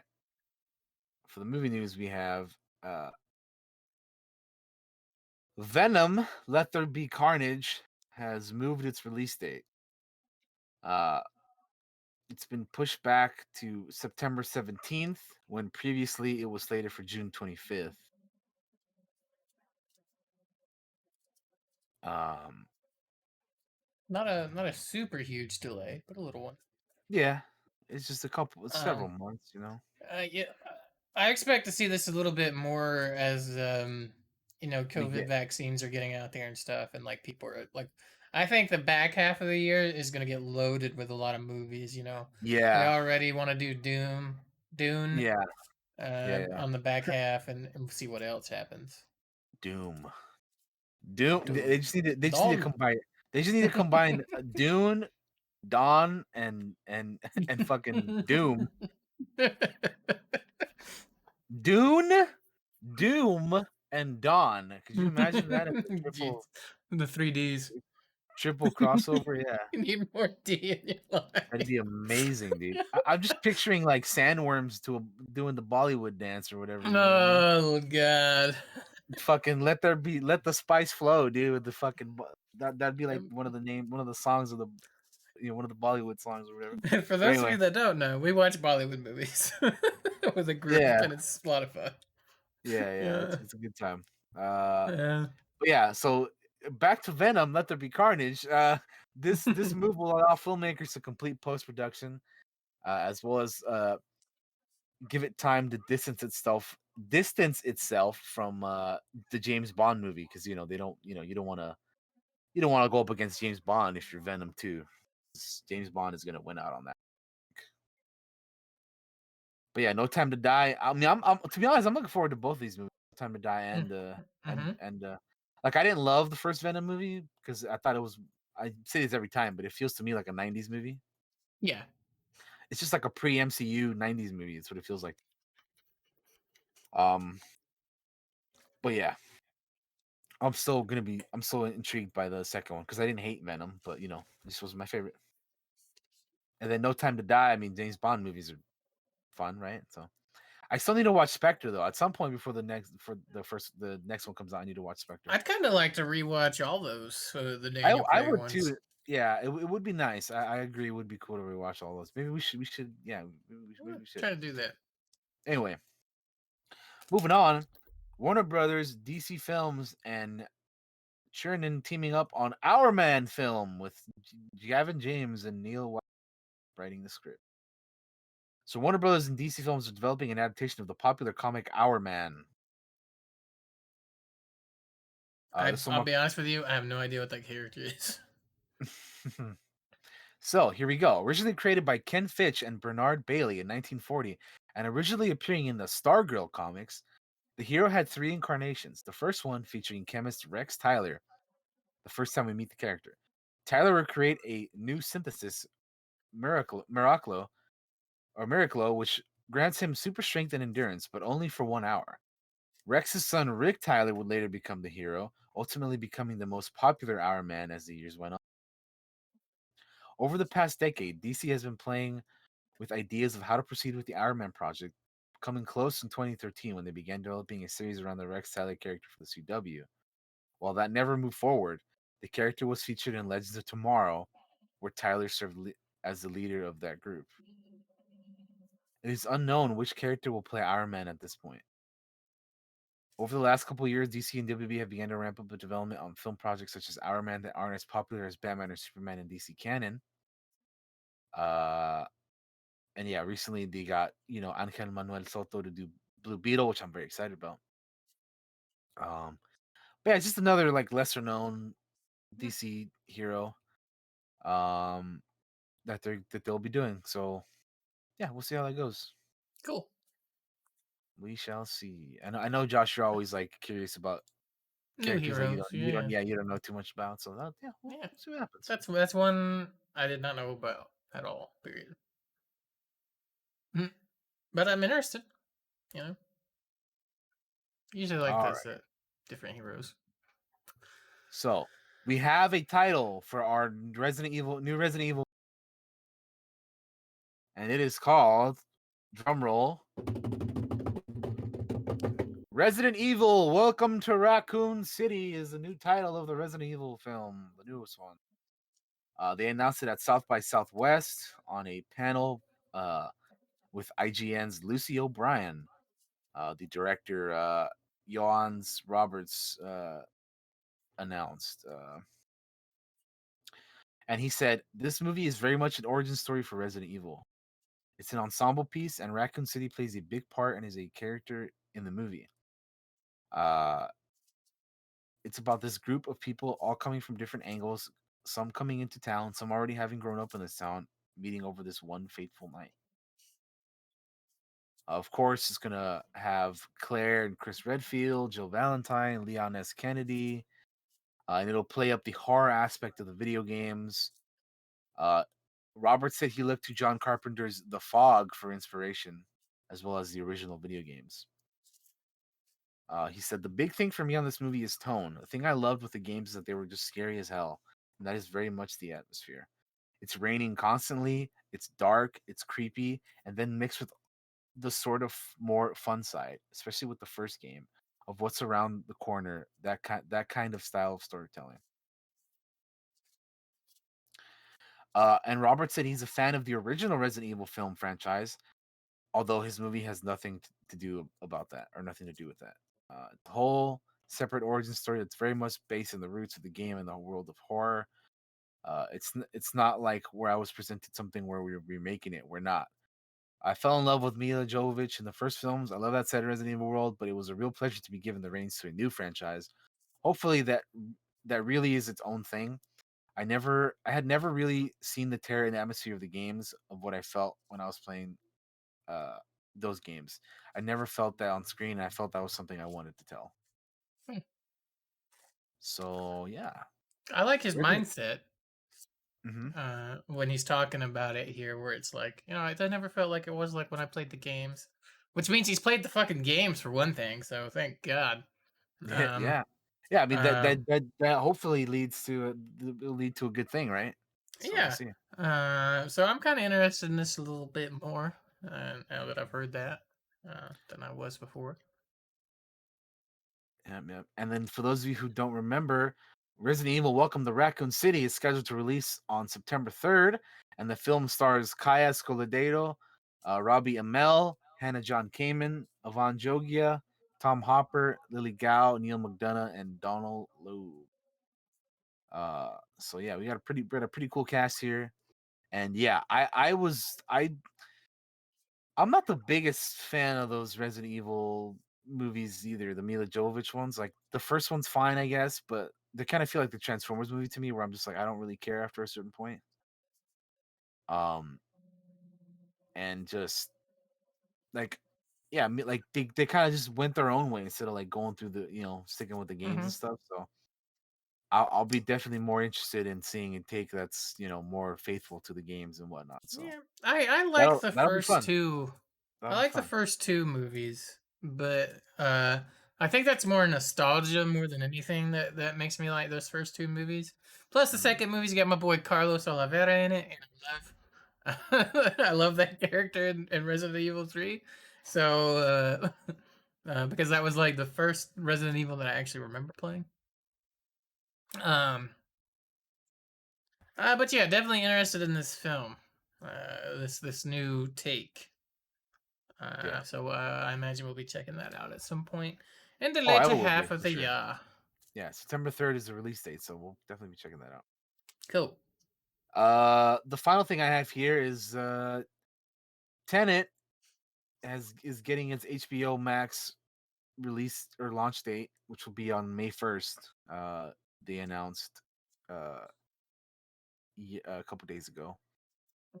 Uh, so yeah, remember when Christopher Nolan was going all crazy about wanting to release this movie when we were Hmm. still deep in the pandemic last year, and he's like, "Oh, I still Yep. want all that shenanigans." So like, this isn't a movie that I'm like losing my mind over watching, but I was still curious in it. I still want to check it out. I still want to watch it. People have seen it already, and I've heard things here and there, but I'm just like, I want to watch it for myself. I want to check it out, and we'll Yeah. see what happens from there, man. But I haven't seen it yet either. yeah, so is something that you're like, I know you were interested in it, but are you still interested in it, or do you not care I was anymore, or do I'm you no want I'm to, or I'm interested in it. I just wasn't interested in it enough to like buy it yeah. and stuff like that. But like it's coming on HBO Max now. I'll check it out on there. I'll have hopefully have subtitles because I heard the sound mixing is not the best. And like Yeah, that that's was the something I big heard as well. complaint.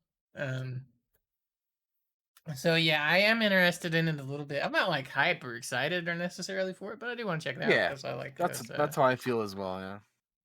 yeah, like for Dune. Going back to Dune, I'm excited for Dune, right? Like I'm hyped for Dune. Right. Um, but Yeah. Tenet, I'm just kind of yeah, I'll check it out, Yeah, I got you. I got kind you. of deal. It's kind of how I'm feeling, Yeah, feeling that's on kind it. of the same way I feel. But I'll check it out. I'm curious. I like Christopher Nolan movies for the most part, but yeah, he was wilding last year with the wanting to release that right away. Yeah, it was a If he little had just much. been, if he had just been a little bit more patient, like the vaccines are starting to go out and everybody's getting, Mm-hmm. if he had been more patient, he could have just released it this year. But hey, man, it is what it is. Yeah, but I'll definitely want to give it a shot and check it out for sure. Yeah, so All again, right, that is going to be happening on May 1st, I believe. But yeah, that'll do it for our movie that news. is That's the that's it. news, everybody. That is all the news. That is all we got. All right, Daniel, do you need a break before we head into the main topic, or are you good to keep rolling? No, I should be good to go. All right.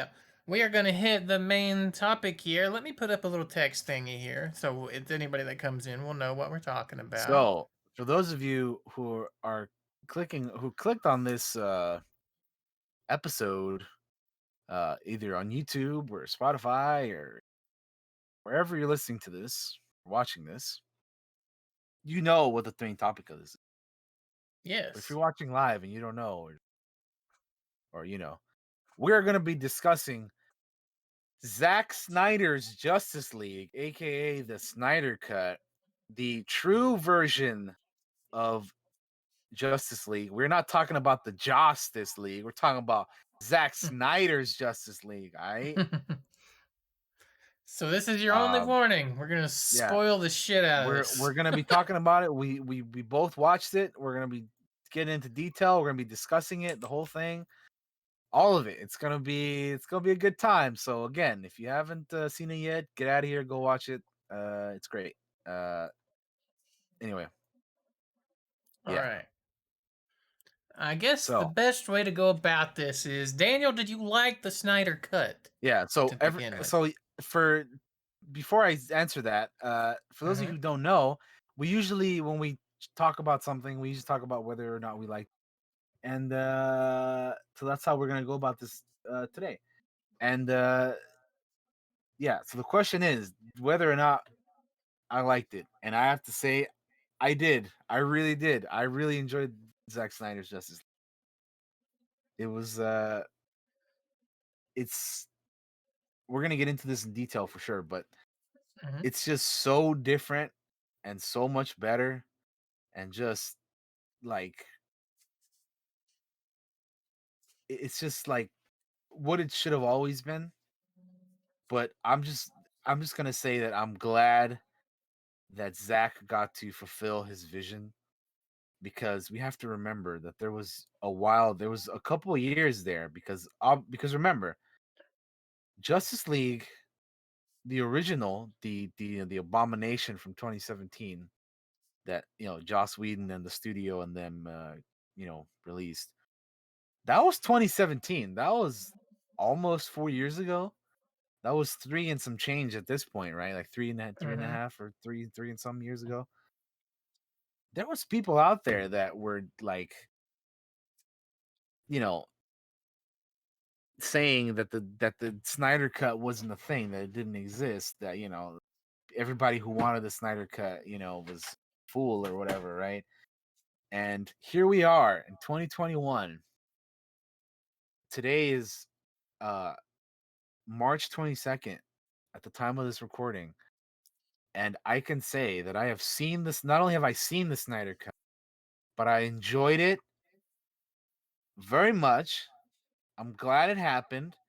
And I'm gonna tell you that watching the Snyder cut, watching Zack Snyder's Justice League, gave me that DC. Um, it filled the DC list void in my system right now, because let's be real, we don't have a whole lot of DC going on, and I love DC. So I always want there to be like a constant stream of DC stuff to be happening, but we're just kind of in the void of nothingness right now. So so combine it with having nothing right now for DC, combine it with being something that we were waiting years for, and then also that it was good, and it just I loved it. It would really work for me. So yeah.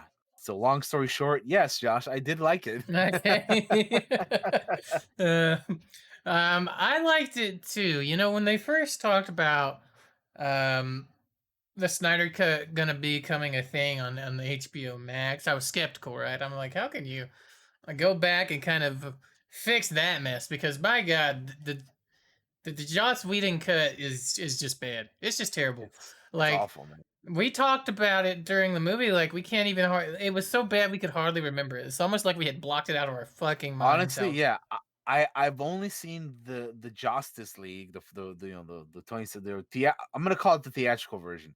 I've only seen the theatrical version once, and honestly, like, I knew it was bad, but like when we watched after we watched the Snyder cut, I like went back, because I'm ashamed to say this, but I actually own the theatrical version of this movie. And I went back and I was zooming through it, right? I was zooming through it, and I just honestly, I did not I knew that Superman had a CG lip, because obviously it was the big thing that everybody was talking about. Oh my God. I totally forgot that he had it for the whole movie. He has it through the entire movie. I thought it was only at the beginning. My mind only recalled the beginning scene with the CG lip. No, it's the whole fucking thing. You have to watch. I was skimming through that movie, and you see that ugly ass CGI shit lip through the whole movie. What? What the hell? It's so bad. It's People, so they paid. bad. They paid how much for that shit? Oh my god, it's so I would have just bad. I would have just let him have the mustache. Honestly, I would just let him keep it. Why not? I would too. Oh my, it's so bad, dude. Like, I to be honest, I totally, again, I'd only seen it once, so I completely, utterly, honestly forgot that he had that lip problem the entire movie. How did they allow that, dude? Why did they think that was good? It's so bad. And then like Steppenwolf's design is shitty in the theatrical version too. That's one thing. That's one thing that I enjoyed from one of the smaller things that I enjoyed from the Snyder Cut is like just the visuals We don't You don't have to deal with Superman's shitty lip, and Steppenwolf actually looks more menacing, and we'll get into that a little bit more. But yeah, I mean, what was the question? What were we talking about? I'm just I We got were just talking I about if we liked it or not. Then we were talking I about yeah, the I just got so caught up in his fucking lip, dude. lip, the lip. I cannot believe that they have it in the whole movie, dude. How did they allow that? Why did they think that was a good idea? I don't know. Like Through the whole movie? Oh my god. it's not good. It's not good. No. Uh, No, uh, no, no. I wish I had a chance to skim the old version, but I don't.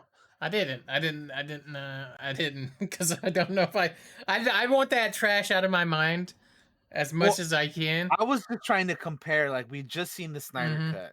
So I'm like, what are some of the changes? Because I mean, there's a lot of changes in this movie, guys. Like there are obviously things that they keep because some of the stuff Snyder shot himself, and they kept, and Mm-hmm. there's other stuff that they include and they took out in the theatrical version because they're fools. But like, oh man, it's just insanity to me, dude. Like, just how shitty the theatrical version is, and then like when you look at this Zack Snyder's version and how much better it is, it's fucking mind-boggling.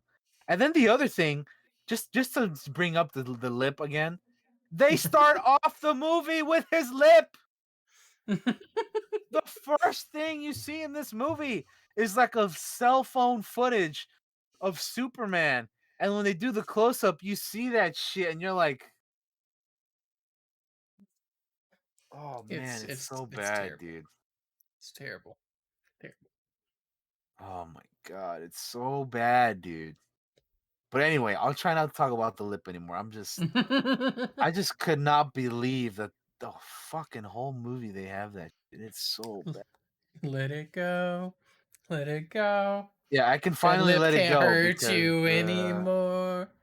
yeah, I just, oh my god, it's so fucking bad. Anyway, um so where do we want to go? Where do we want to start, Josh? Because there's a lot to go through here. Can we start with how the Amazons are a bunch of badasses, and I would totally watch a movie that just involved them Oh, because that's you kind of how we get to some of the changes, right? Like, so you want to talk um, about how in Zack Snyder's version they don't get punked around and they don't seem weak, and you know right? they don't get you know punked around like they do in the theatrical version. How they actually put up a fight in this, in Zack Snyder's version of the movie, and how they show them as these badass warrior women that they're supposed to Hmm. be. And are fucking jacked, by the way. Oh Fucking yeah. muscular as shit, looking like badass warriors. Um, Abs. when he's like, when Steppenwolf's like, show me your fear, right? And like, she's like, Amazons, show him your fear, and they scream, we have no fear. That shit's Yeah. dope. Yeah, this is awesome. Like the literally within the first, oh shit, I don't even remember how early that is in the movie. It's like within the first 10-15 minutes of it, they It's show the Amazons being just badasses, and the I was the instantly better.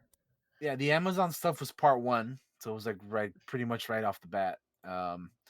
Obviously, I mean, it's not right off the bat because I mean they start off the movie with here's a recap of Dawn of Justice where Superman gets killed, and you know because of him dying he awakens the mother boxes, and then Hmm. Cyborg is near one of them, and to his you get to see him with the mother box and all that stuff. But yeah, then they get again Superman's death awakens the mother boxes, and then we have Steppenwolf going to the Amazons to pick it up or grab one of them, and yeah, Yeah, you get to see the Amazonians go to work, and it's glorious and it's great. in a scene that feels very much like the end of Rogue One. With spoilers, if you haven't seen Rogue One, what are you doing here? Spoiler alert for Rogue One. The Vader scene. Yeah, Like it uh, feels very much like that. Where they're trying to get the mother box out of this temple and try and seal it off, and it feels very much like that to me. that's exactly what it felt like to me. I like literally mentioned it when watching the movie. I was like, Mm-hmm. this feels like the Amazonians are the rebel fleet troopers getting over here, just fucking crushed one by one. Where Steppenwolf is our Vader in this case. Mm, And by the way, they actually made Steppenwolf feel like a threat, like he's menacing and like he's worthy of, he's one of several characters that story was made a lot better in this version. Not yes, only because not he only feels like an actual character, yeah, because he right? feels like like the motivation is actually there, like you can, Hmm. like you feel the motivation and you see why he's doing this. And because in the other version, like I don't even remember, but it was some bullshit. Like like like obviously, and this version is 4 hours long, so they have more to get into. To be fair, um, but yeah, I mean, there's the- you feel the motivations and you see the story that these characters are given. And then again, I mentioned it earlier, but Steppenwolf actually his design changes I actually approve of a lot more in this version. Hmm. The 2017 version, I think I'm gonna go with the internet and how they joke about him. They say he looks like a PS2 villain in the theatrical version. So I'm gonna, yeah, I mean he does. He looks like a fucking PS2 villain in that movie. Yeah, he does. Um, so he looks a lot better in this one. Uh, His armor is dope. yeah, Like it's really really when cool. the The Amazons like Amazonian shoot him shoot up him with with arrows. arrows. Yeah, Yeah, and then he kind of just like flexes them out. His armor's exactly. kind of cool. But yeah, yeah, and then you have Diana's mama, the queen over here with the mother box running away, and you got these brave Amazonian women like shooting arrows at the mother box and like launching that shit to the other side while they're Yeah, and dying. like And and fighting him off, and like I love the shot where it's one of the Amazonians and she's like wrapping the rope around the mother box and an arrow and she shoots it off like just and turns around just moments before she's killed by Steppenwolf. Like it yep, felt like yeah, they're doing what they can to try to keep him from winning. Like it doesn't matter if they're staying back and dying, they're doing what it takes.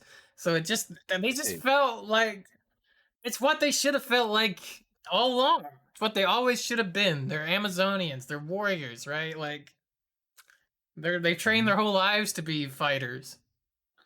Yeah, which is yeah, and this version of the movie shows you that, and the 2017 Mm-hmm. theatrical one does not.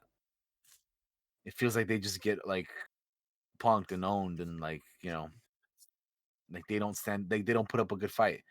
Whereas here we see them put up a good fight. And like if Steppenwolf didn't teleport away, he would have had like 100,000 more Amazonians on his punk ass like right after that. You know what I mean?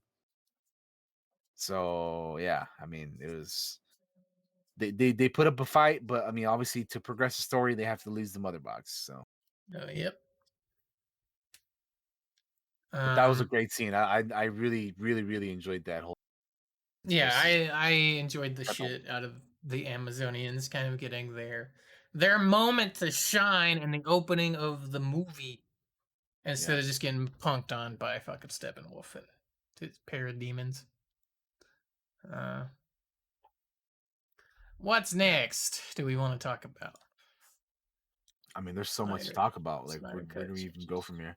Oh, that's Um Utopia. there was all right, let's talk about like some characters that were not included in the 2017 version that were in this one. So, Okay. for example, like Willem Dafoe's character, when we see Aquaman for the first time, I don't think he's in the theatrical version. I don't think so. I don't think so. I can't remember. So we see him for the first time, and then he gives a little bit more to Aquaman's story because obviously like this version of the movie is released in 2021, so obviously it's after the Aquaman movie, but I believe the Justice League movie takes place before the Aquaman movie chronologically, right? Yes, I I think so. think. So like it's cool seeing him before the movie, and then yeah, we get a little bit more about Arthur and his story there. If you haven't seen Aquaman, so that's cool. I mean, each one, every one of these characters gets like the main ones get like a little bit more, or even not the main ones. Like a lot of these characters get more added to their story. Like it's actually pretty crazy Like how they do it. the fucking Barry Allen, the Flash, actually gets a proper introduction this time, like Yeah. a little bit in there, and like gets more to do toward the end, which we're not talking about yet. But um, Well, he well, I if I had to say, like, since you touched on that, the Flash and Cyborg get like so much more to do in this movie. yes, they do.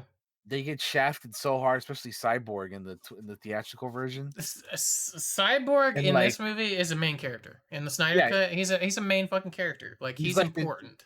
he's like the driving force of this movie Mm-hmm. in the Snyder Cut version. Um, yeah, him and Cyborg and the Flash get stepped up. To be honest, out of all the Justice League, the main characters like Wonder Woman, Superman, Batman, Aquaman, Cyborg, Flash, out of all of them, I think the one that had the weakest performance, and I don't mean that acting wise. I don't mean I just mean character. Like in terms of character, because I think they were all good acting wise. Like I have no issues with the acting or anything. I'm talking strictly characters. I think Aquaman had the weakest performance out of all of them Yeah, I'd say out of all of them, I think he is the because weakest, he which isn't he even like kind a of knock on him. yeah no because he kind of gets like Hmm. punked around a little bit here and there in the fights and stuff, and But he does like get a that badass moment toward the end, which is pretty dope. he does. We'll talk about that later, but I'm Yeah, just saying out of all of them, I think he had like the least amount of badassery at all in terms of yeah. like what they did in the movie and all that stuff. Um, Which character did you enjoy the most the out of all most, of?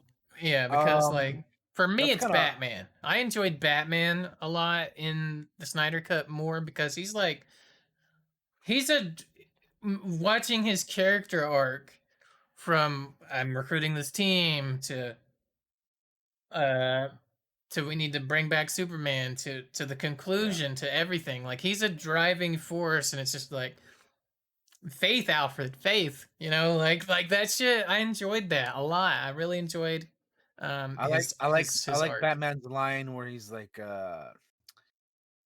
um where they're talking about like it's when they're all together and he's like, well they haven't fought us, not together or not united or something, that line that he Mm-hmm. does towards the end. That's a great fucking line. I like that one.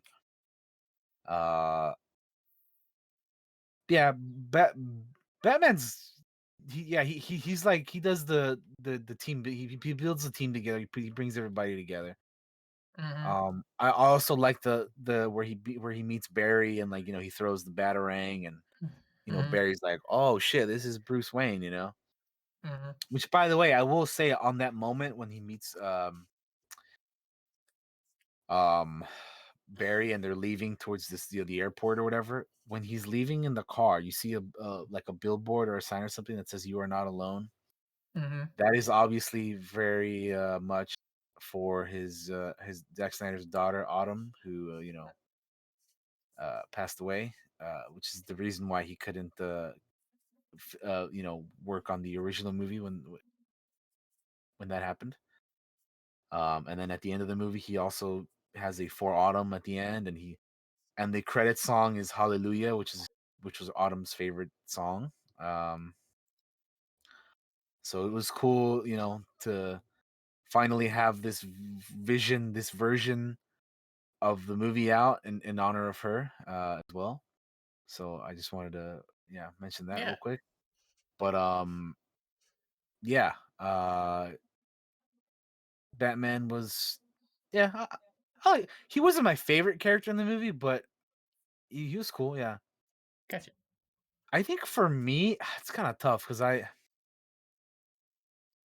I'll be honest, like Ezra Miller is not my favorite like actor. Like I don't particularly like feel strongly one way or the other about the guy. But I thought his Flash was pretty decent for what he got to do.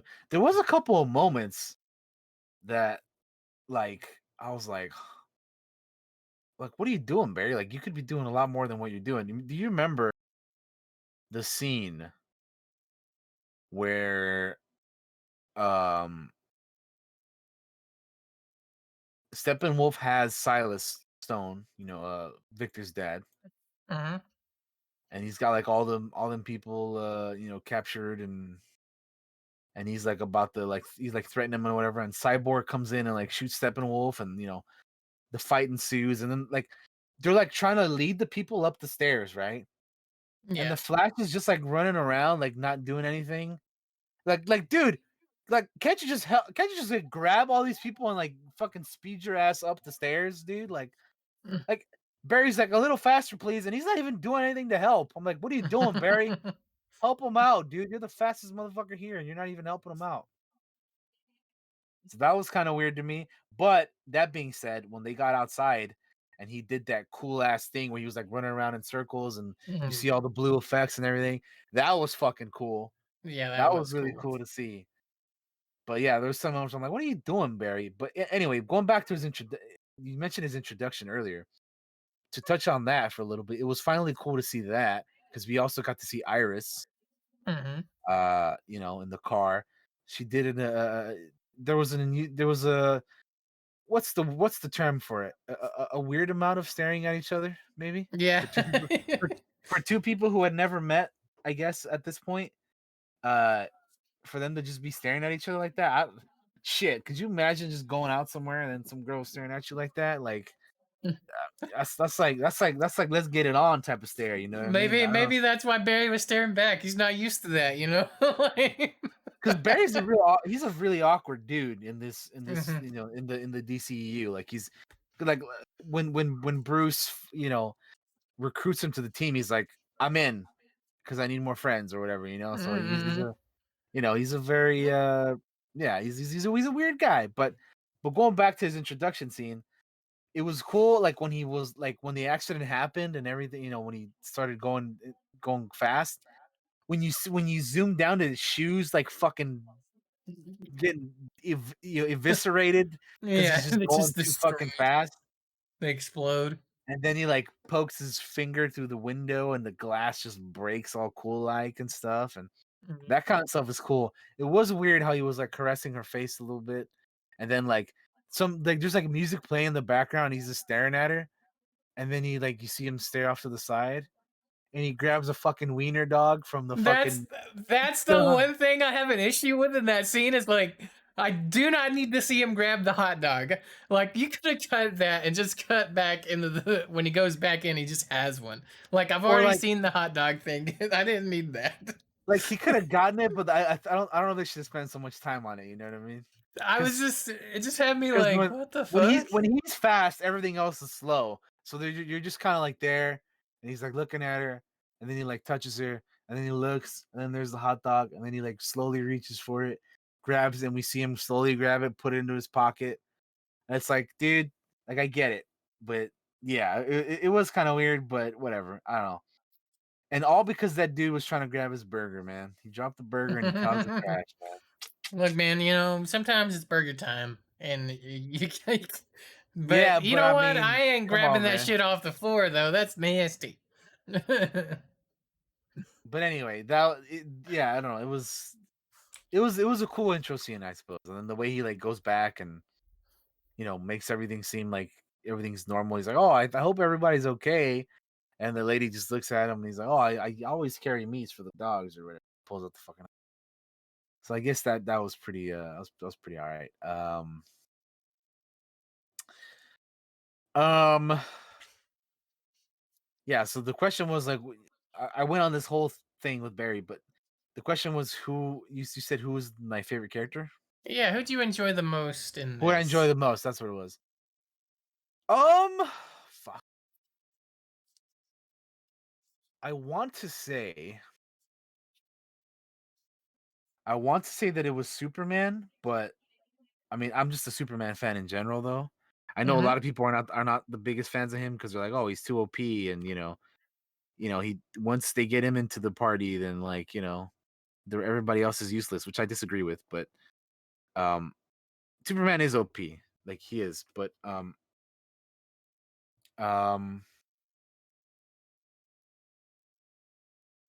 I want to say Superman, but because again, I really like the character, and I like Henry Cavill playing Superman, and I want to see more Henry Cavill as Superman and all that stuff. But he's like not really in the whole lot of the movie. Like so it's kind of like I feel like it's kind of a cheap answer to say because he's kind of like in Hey the man, end. what you enjoy is what you enjoy. It's not And I cheap. and the black suit is fucking legit. I think it looks cool as fuck too. It was badass. And again, I'm just happy I don't have to stare at that ugly CG lip anymore.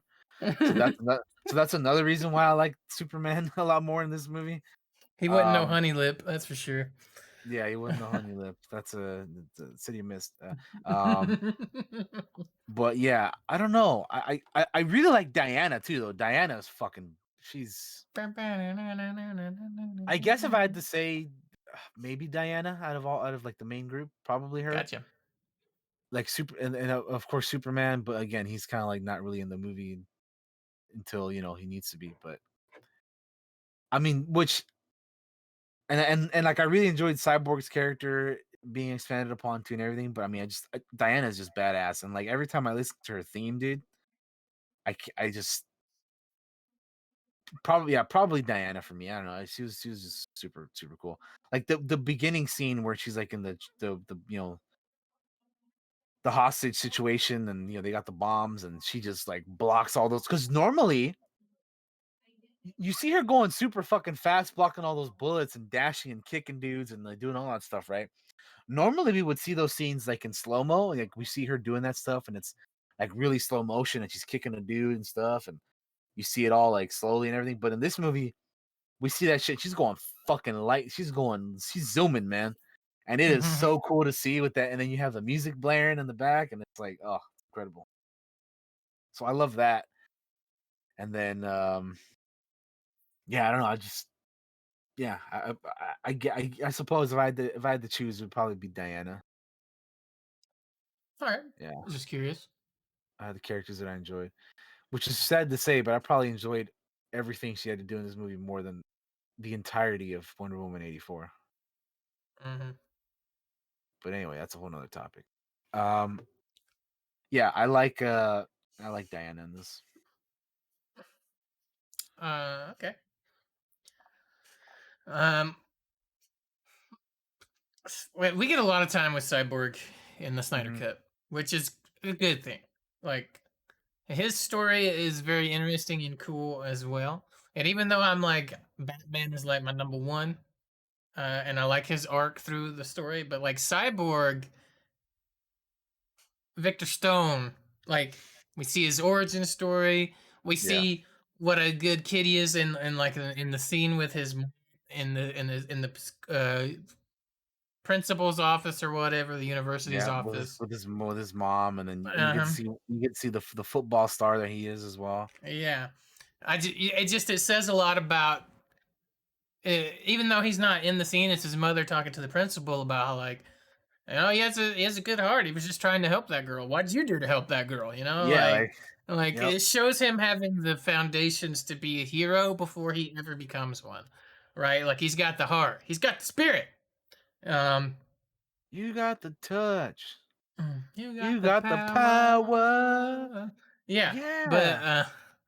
uh, Yeah, no, that's and then also there's another scene, which by the way, a lot of his stuff is cut from the theatrical version. But another scene in particular that was cut from the theatrical version was one where he's looking at the cameras, and there's like this single mother who's like, struggling, mm-hmm, and like he like uh what's the word here? He makes makes it so that she's a um selected winner of like a lottery or something, and she gets like a good amount of money in her account and stuff, and she's like freaking out. And I think that's just such a good, a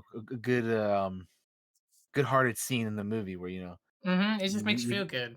you get to see what a good man he is. And He just kind of smiles. Like it's a callback to that earlier a scene with his mom and the principal where he's like, yeah, he got in there and changed that girl's grade.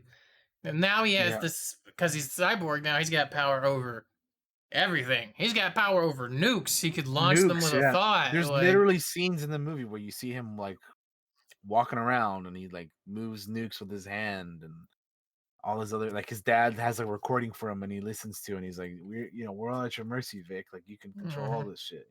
Mhm. Uh, So yeah, it's pretty cool. It's pretty cool to see all that. But yeah, Cyborg story, man, he gets so much more to do in this. Like it's a crime and a shame that they removed so much of his oh, story in the theatrical version. absolutely. Absolutely it is. Because to be You honest, know, he's I don't even remember like the entirety of his story in the theatrical version, but it's nowhere near enough this. Like he's actually like a really like like he's a driving force of this movie, man. Like mhm. with his dad and him, and like it's so much they cut out, and it's He's a lot insane. he's a lot of the emotion in this movie. You know, Yeah. like he's a lot of why wasn't dad there? You know, and he's like, he's crying, like got tears in his eyes in the scene with the car with his mom right before the accident. And then at the end when he's like, I'm not broken. I'm not alone. You Mhm. know, that all that's a lot of emotion that was important to this movie that for the life of me I do not understand why the fuck they cut. Like I seriously. I don't know, man. I don't know. I have no idea. I have no fucking idea why they cut so much. Um, I mentioned earlier um the topic of characters who were not in the previous version with Willem Dafoe's character.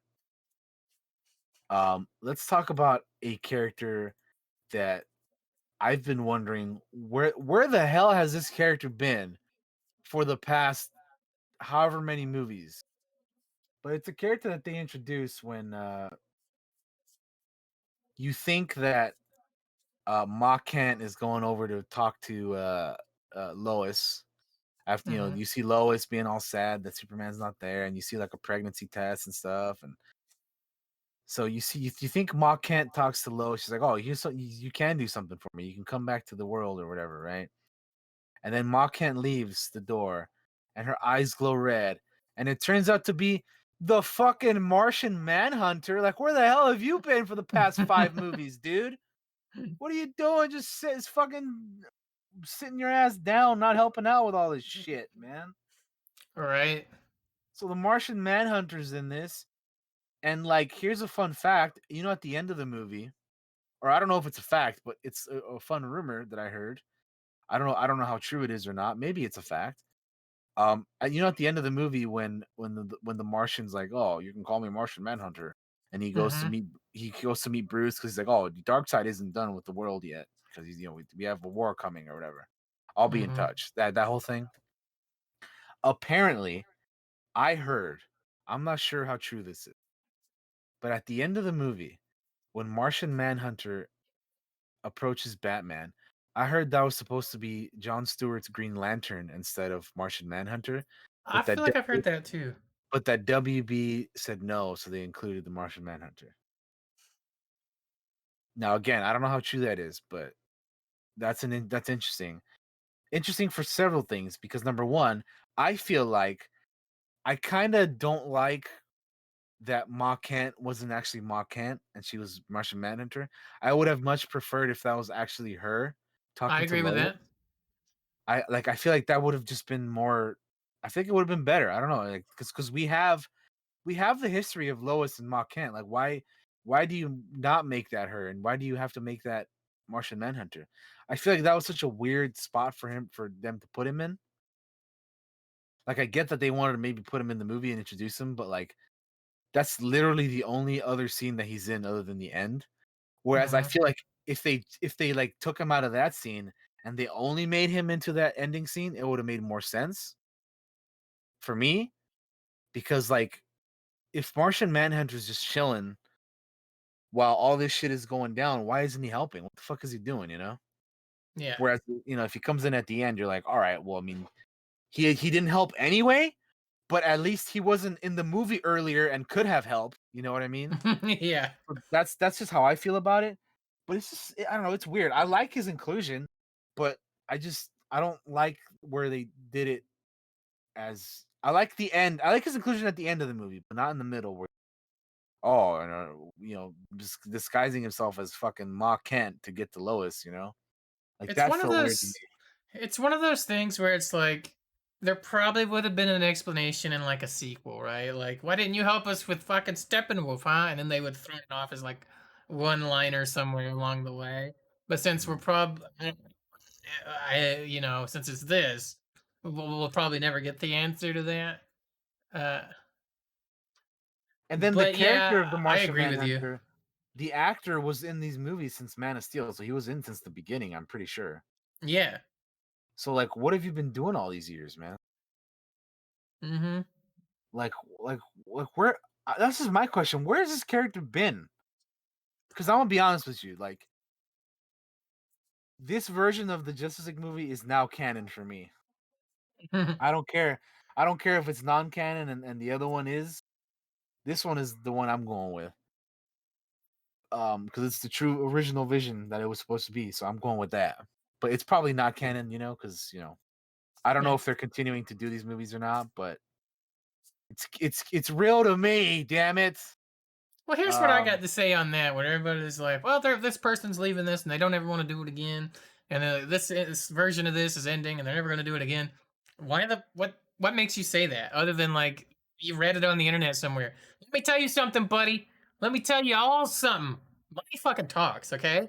Like it does. Like there's been plenty of, and let me tell you, the biggest reason I say this is every wrestler I've ever known is like, I'm quitting the business, and then they're unretired 2 months later. Okay, so don't give me that. It's over with because we said we're not going to do this anymore. I don't believe that for a second. Now, if this was a big enough hit, I think there could be like maybe they want to continue this some other way, a comic book, or an animated movie, anything, really. Like money talks, bro. It always has. yeah, Like, there's been plenty of actors being like, you know what, I don't know if I'll come back to this, and then the next thing you know, here's a gigantic contract signed. Okay, like I don't believe whenever somebody says to me, yeah, well, they said they're not going to do it anymore. It just makes me roll my eyes because it doesn't mean anything. It's like saying somebody is going to do something. Like, like that's what I got to say. Like on those subjects of like canon, non-canon, whatever. yeah, yeah. I got Somebody says they're quitting. That doesn't mean dick in that industry. It really does not. you. Yeah, I To get you. me. I hope they continue this version. I I would hope they actually can. like for them to. I would as well. I hope they do continue it. As we know, DC is one of those universes that can have multiple multiverses, or they can have Hmm. multiple things. So they have. I mean, they already did the Joker, so that's its own thing. They're doing the Batman, that's its own thing. How I don't see why they can't do all of that together and just have them be their own, separate, different things. If you want to do that, you know what I mean? They're fucking comic book movies, man. Yeah, Look at the comics. Like there's 5 million different designs of Batman, Superman, and all their friends. yeah. Like There's Aquaman. always Like there's always gonna be a million and one incarnations of characters. So like, I've never understood why everybody different. was like, we can just have one. Bullshit. You have a whole universe. Why are you putting yourself in a fucking box like that? Yeah. So I do hope they continue the DCEU, Hmm. because to be honest, like watching this movie, yeah, I'm like I want to see what happens next, because there's some Martian Manhunter, all the nightmare stuff which we haven't touched upon yet. But at the end of the movie, there's an epilogue that has a nightmare sequence. So you're like, what the hell? They've been doing that since I think BVS. Like I want to see the continuation of that, because that's just weird as hell. Like, spoiler alert for the epilogue of fucking Justice League. There's an epilogue scene in the nightmare stuff that has Batman, uh, the Flash, Mara, Deathstroke, which you're like, what the fuck? Deathstroke is here with them, and then they Hmm. have the Joker in there. Which, by the way, to touch on the Joker, there he is. Look at that card. To touch on the Joker real quick, I thought that the Jared Leto's Joker was like so much better in this short epilogue than he was in Right? Suicide Squad. He was. He was like so much better in this than he was in Suicide Squad. I'm like, what the hell? Um, So yeah, it's just crazy. Like I'd be curious to see more about that nightmare stuff. I don't know what the hell's going on there really, but obviously we know that this happened because they let Lois die and Superman is just going ham after everybody. Because the Joker tells him, he fucks with Bruce and he's like, you know, all this happened because you let her die Mhm. and he keep the card, Bruce. We'll have a truce. And Why you send a boy wonder to do a man's to job? do a Like, man's job. Yeah. like that shit's good. That's pretty Yeah, good that's shit. yeah, I enjoyed again, I enjoyed that version of that Joker way more than the small epilogue did. Like Vince McMahon. That's good shit. Well, so much more than I did in Suicide Squad. But anyway, yeah, so I want to see stuff like that. I just want to see these characters continue, man. Like we got Superman back now. Give me more fucking Superman, dude. Yeah, let him rock the suit for a little bit. I want more Superman. Damn it. Um yeah, there's so much in here that's like they could expand upon, man. Like Yeah. yeah, and then yeah, we finally got bald-headed Lex Luthor, which I'm not the biggest fan. I mean, like I think Jesse Eisenberg as an actor is whatever, but he was never my choice for Lex Luthor. Mm-mm. That's one of the things I'm like, what I like Jesse Eisenberg, but he's the Lex Luthor in this version, so they gotta stick with him, and he's bald now, so they gotta stick with it. I was super curious to see fucking Joe Manganiello's Deathstroke though. Like I want to see that, man. Like I want to see him and Batman fucking going at it. Ben Affleck versus fucking Joe Manganiello, dude. That would be badass, dude. Mm-hmm. I know we said this during when we were watching the movie, but I don't know if we said it on this. But I like Batfleck. I liked Affleck as Batman. Like he had the I, big jacked look and everything. I liked it. yeah, I do too. I like Batfleck as well. I've liked him since BVS.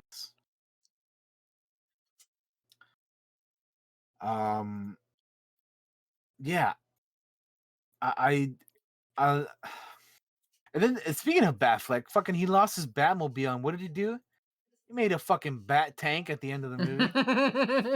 I was like, this dude went from a fucking Batmobile to a bat tank. I That mean, thing was huge, man. look, but he's got the best superpower. Okay, we've He's talked got, about yeah. this.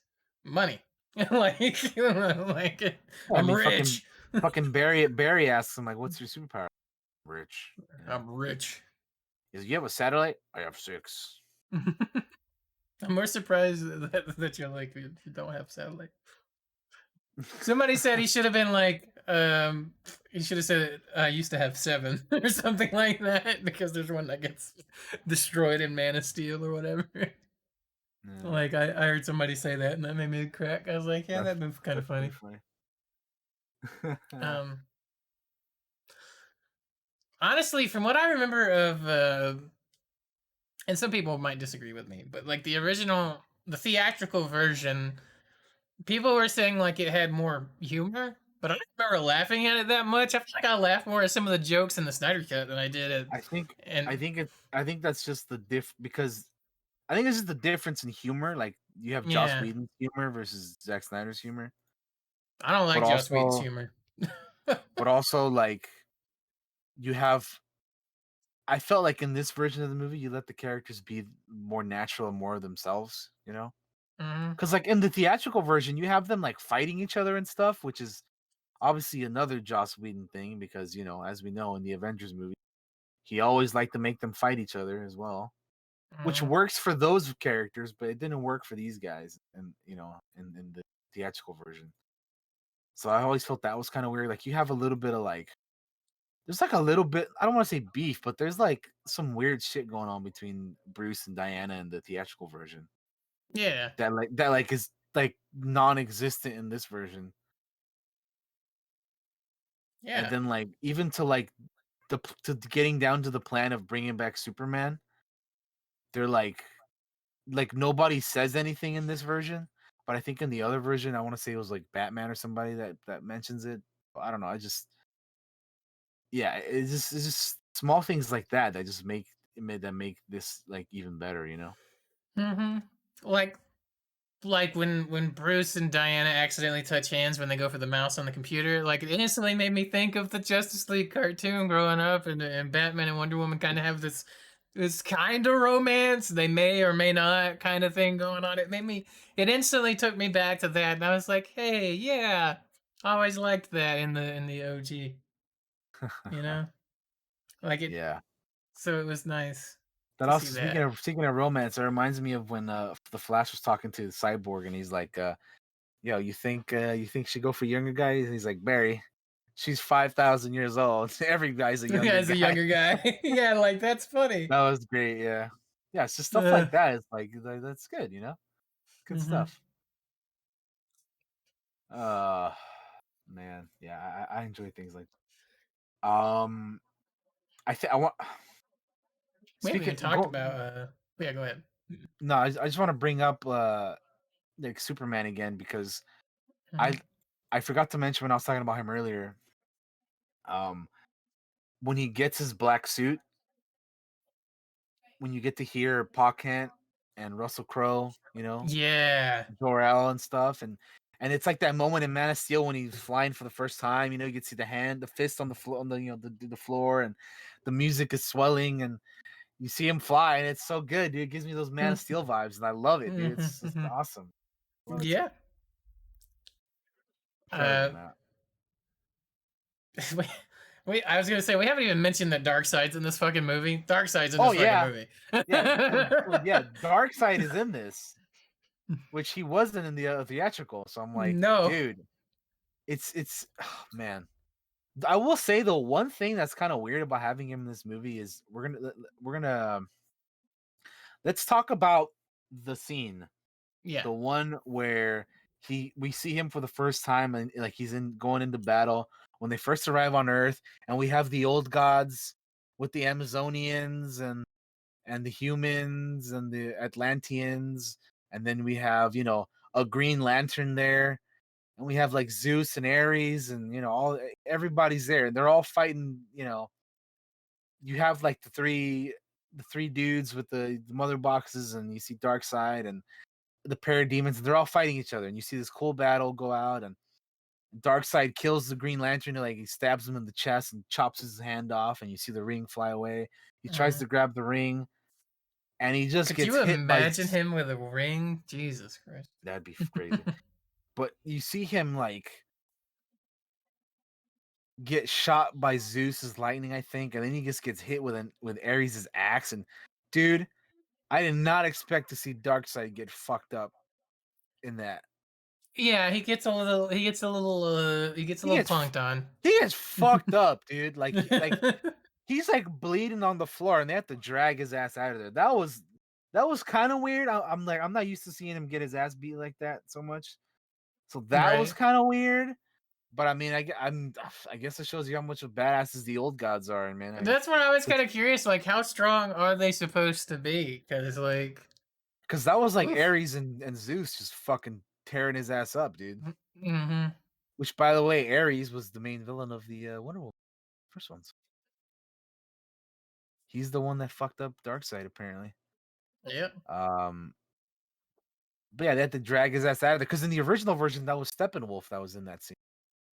Because they didn't obviously Darkseid wasn't in it, so they had Steppenwolf be that guy because they're after the anti-life anti-life matter thing, and all that stuff, and they couldn't terraform Earth because the Earth was the first planet that prevailed against the assault of fucking apocalypse and stuff.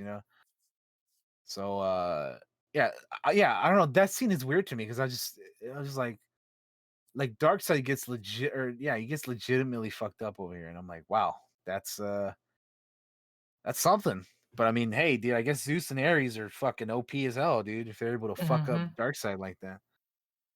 Um,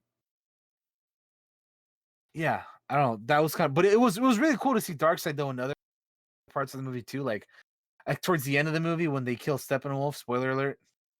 Which, by the way, Steppenwolf has such a cooler death in this. Yeah, he does. He gets fucking tore up. First of all, it's the moment that Josh mentions that Aquaman has. Which, if you want to say Mm-hmm. what it is, Josh, go for it. Oh, fucking like Steppenwolf is like watching. He's got like his back turned, toward I think Cyborg and Superman as they've just broken like the mother boxes apart. Um, and I'm just like this whole time I'm just thinking you are dumb to turn your back on those guys, and I was right because fucking Aquaman stabs the shit out of him with that trident and fucking just hoists him up and just like fucking holds him there on it for a minute, and it's just like that moment is so badass, and then it just gets even more badass. Um, Superman uh, flies in there and fucking yeah. gives him the punch, sends him flying, and then we're seeing him go in slow mo, and then we see Diana get ready for the finishing hit. She sweeps up and like with one stroke of her sword just slobs this dude's head off. And as Mm, we go back to normal, we get out of the slow mo. Steppenwolf flies into the portal, and we see, well, before that we see Darkseid, like, with his hands behind his back, classic Darkseid. He mm, turns around and we see Granny Goodness and Desaad next to him there on the side. And yeah, fucking Steppenwolf's flying head and body go towards him, and Darkseid just stomps on his head. And then basically the Justice League and Darkseid say nothing to each other. The portal closes, and Darkseid's like, you know, we'll do this the old way. Prepare mm-hmm. the fleet or whatever. That was pretty cool. I fucking love that Wonder Woman theme so much, It's man. It's so so good. good. That shit gets me so damn hype. I was listening to it yesterday while Majin was having Sue Cam on, and let me tell you, watching Sue chase around a laser pointer while listening to Wonder Woman's Wrath is intense, because she's like head bobbing and moving and all kinds of stuff. It's great. Yeah. Um, but yeah, Darkseid, for the short amount of screen time that he had in this, because obviously he wasn't meant to be the main villain. He's just like the ominous threat in the background. He's like Thanos, and in I think of it as like Loki is Steppenwolf, as like you have the main villain of the movie, and then you have Thanos, as Darkseid is the ominous threat in the back. So obviously though Steppenwolf is a bit more badass because he, in terms of like, he gets shit done himself by killing motherfuckers. But anyway, I'm not gonna make that comparison. Loki and Steppenwolf are not the same character at all. But anyway, Yeah. um, yeah. So again, yeah, Steppenwolf had a lot more to do. He's another character that had a lot more. We mentioned it briefly earlier, but yeah, him, Steppenwolf, Flash, Cyborg. Um. Oh, we didn't even mention it yet, but fucking we get Ryan Chow, fucking Choi in this movie too, dude. Yeah. Which wasn't at all in the other movie. So it's like, what the hell? Like, we get this guy in here too, like just another character that wasn't even involved in the theatrical version. You know, him, fucking Willem Dafoe, fucking Martian Manhunter. Like where you guys been this entire time, man? Hell, Come on. Cyborg's dad and mom. Like, Yeah, Silas, dude. Yeah, and it's and pretty important role in this film. the Definitely. Stones, man. They have a thing to they have some story to tell here, man. It was great to see. It was really, I thought it was well done. And which again is just mind boggling, because it's such an emotional part of the movie, right? Like all that is just completely like just non-existent in the theatrical. It's like, what the hell? Like, how did you guys? Why? It's amazing. It's mind-boggling. Um, Silas has a lot to do in this movie. Like he a lot. does. Like even his sacrifice was like, I thought it was well done, because like you think that his sacrifice is in vain, because like he tries. You're at the time you think that he's like trying to destroy the cube, and you're like, oh well, he killed himself for no reason or whatever. But in reality, that that's not true, because his sacrifice was made in order to mark the box so that Hmm. they could know where it is. So Silas, big brain, man. He knew what he was doing, man. He Although goes I have out to like a say, champ. He's very stoic in that moment. he does, but that's got to be a horrible way to go. That Yeah. sucks. But he went out his own way, and because of him, they were able to know where he was. So Hmm. shout out to Silas Stone for being a real one and allowing them to be able to find that mother box. Um, yeah. Oh man, what else should we mention? Um, we already mentioned that some of these characters get more screen time. I think the money shot changes in this movie. Like what I mean by money shot is like the hero shot where you have everybody all in the same shot, and they're all like posing Hmm. and stuff. I think it's different in this movie. I could be wrong. It might be the same, but like I don't know. It felt different to me. But again, I've only seen the theatrical version once, so I don't. But anyway, I thought it was cool. And I think the moment where Aquaman says "My man," I think that's different too. Towards the end Yeah, of the movie. I think so as well. Yeah, I could be wrong, but again, it felt like it was different to me. Um, I mentioned already how Steppenwolf was actually kind of a G in this movie. Like he was wrecking shop, dude. Like from the Amazonians, like dude, there was a one point I forgot to mention during the Amazonian fight, like they're like trying to grapple his ass, and there's like I think 3 Amazonians on horseback. He just grabs the fucking rope and like throws him over to the other side. I'm like, god damn. Um, in addition to all the other madness he does, but yeah, I thought he was a much better character in this movie as well. In addition to, like I mentioned, the Flash and Cyborg and whatnot. Um, how did you feel? Here's something that I want to talk about. How did you feel about the? How did you feel about the song choices in this movie? Because while I don't hate them, but some of them felt weird to me. Yeah, some of it felt a little weird. Like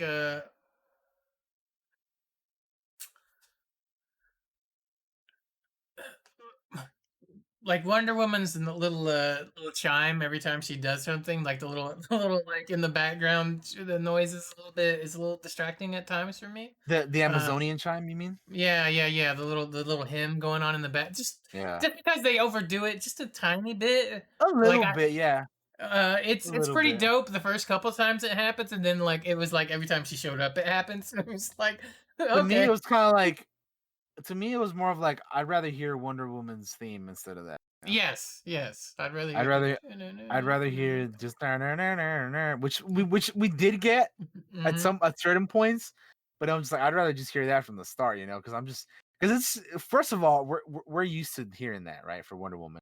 If I'm Yeah, not mistaken, the little Amazonian stuff I think was completely new to this movie, right? I think so. I don't remember hearing that in any of the other ones. I mean, it could have been a thing in '84, but I don't remember. Anyway, yeah, and then I'm just so used to hearing her theme that I'm just like, it's so good, it's incredible. I could listen to that doing anything. And that thing Oh, is so yeah, man. Like I fucking good. told you, I was gonna do my laundry to it, like Yeah, because it man, just made me feel badass while doing my laundry. it's so good. I could listen to that theme doing whatever, man. It's incredible. But yeah, no, I agree with you on the little hymns and chimes and stuff. Yeah, that was kind of weird. I kind of mean I kind of mean though, like when there would be like a scene going on, and then like just random music would start playing in the background, like. Like, well, I will say one thing that kind of got me as well. Uh, that was just to me it was weird. Was really early on the Aquaman when he goes back into the ocean, and then all of a sudden he's got a choir of ladies back there, and then she like picks up his sweater and And she like sniffs it, and sniffs it. I'm just like Yeah, I'm that's like, just a what? little strange. Like, huh, that's a little. Although you know what though, that's strange. But like, let's be real, man. There's a lot of thirsty women out there in the world that would absolutely sniff Jason Momoa's shirt. Are you kidding me? That's true.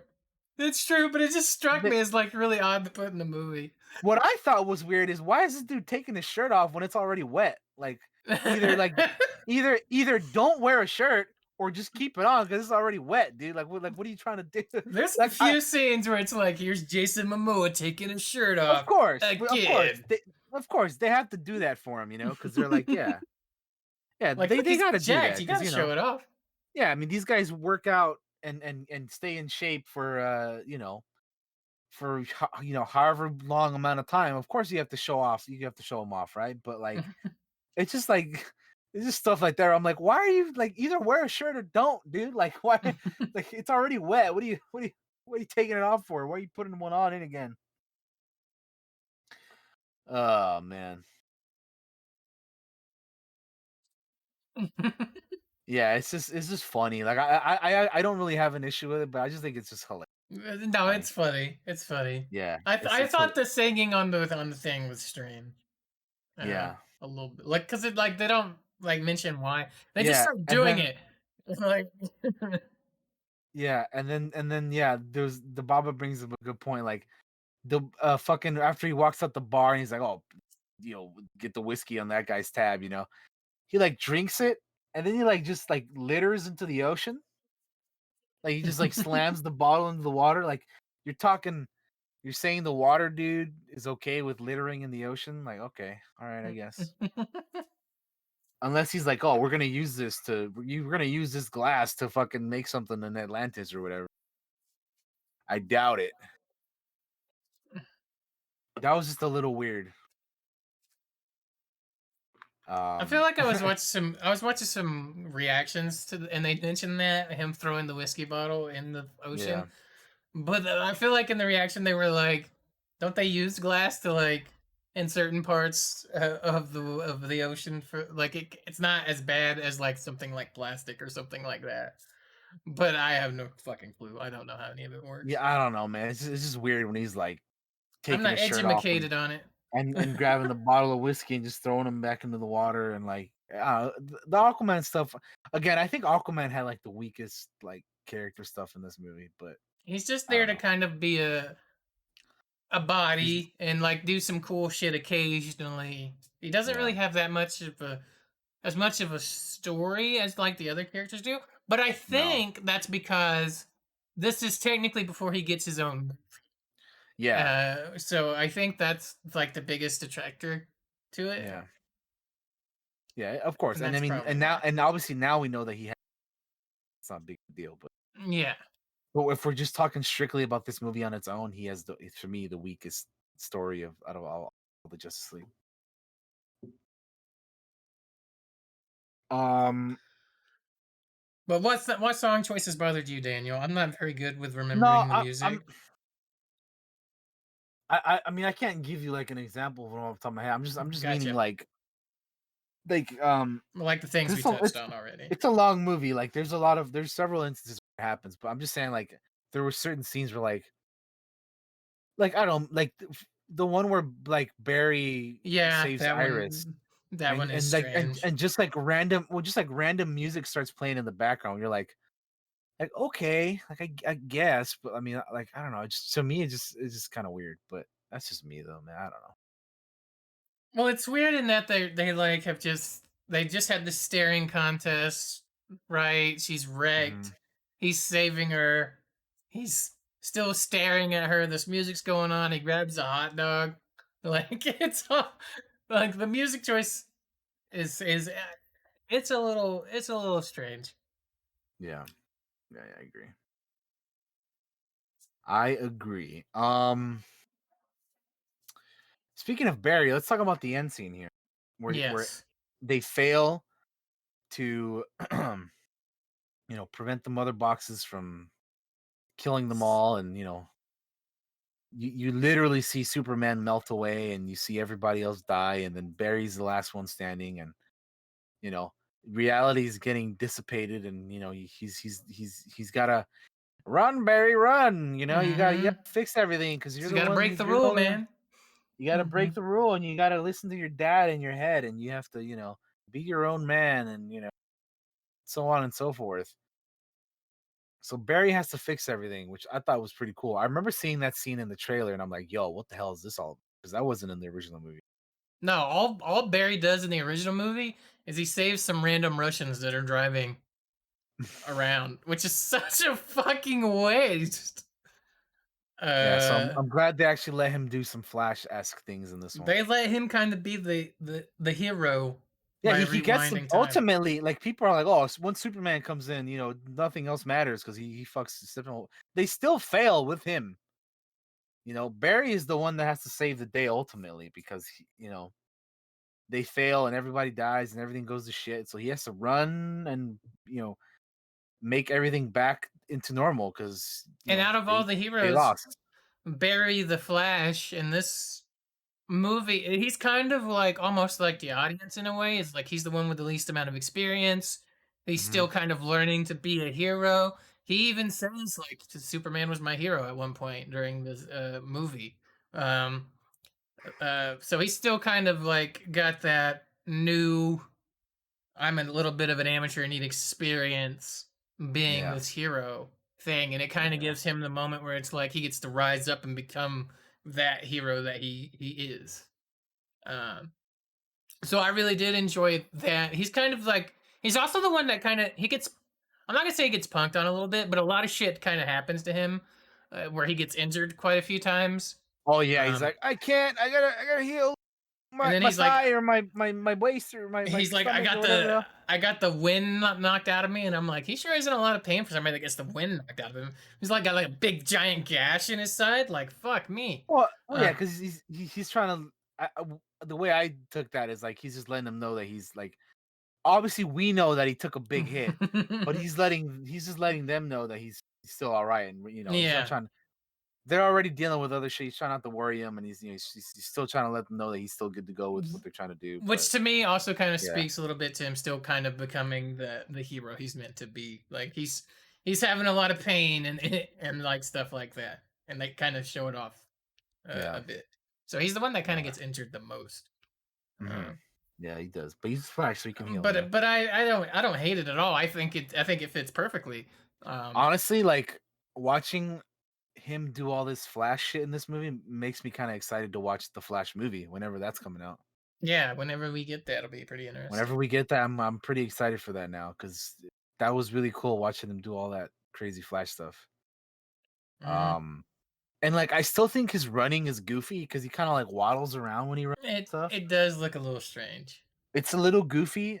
I The way that I kind of see it, the way that I kind of think of it is like he's still like kind of new to being the Flash. Like you say, he's like he's the freshest one out of all of them, right? Mm. So that's kind of the way I take that. But I don't know, his run is just really goofy. But yeah, I mean, it does definitely make me excited for the Flash movie. Like yes, I want it. I want to see that. Uh, So yeah, like Um, he gets his moment to shine and rewinds time, and you get this cool shot of like Superman's arm and bone and flesh and blood and muscle and all that kind of being being put back on his restored. body. Yeah, Yeah, which is trippy. And it happens again with Cyborg, and you see his face and like his bone, what little bone he has because he's mostly cyborg. But yeah.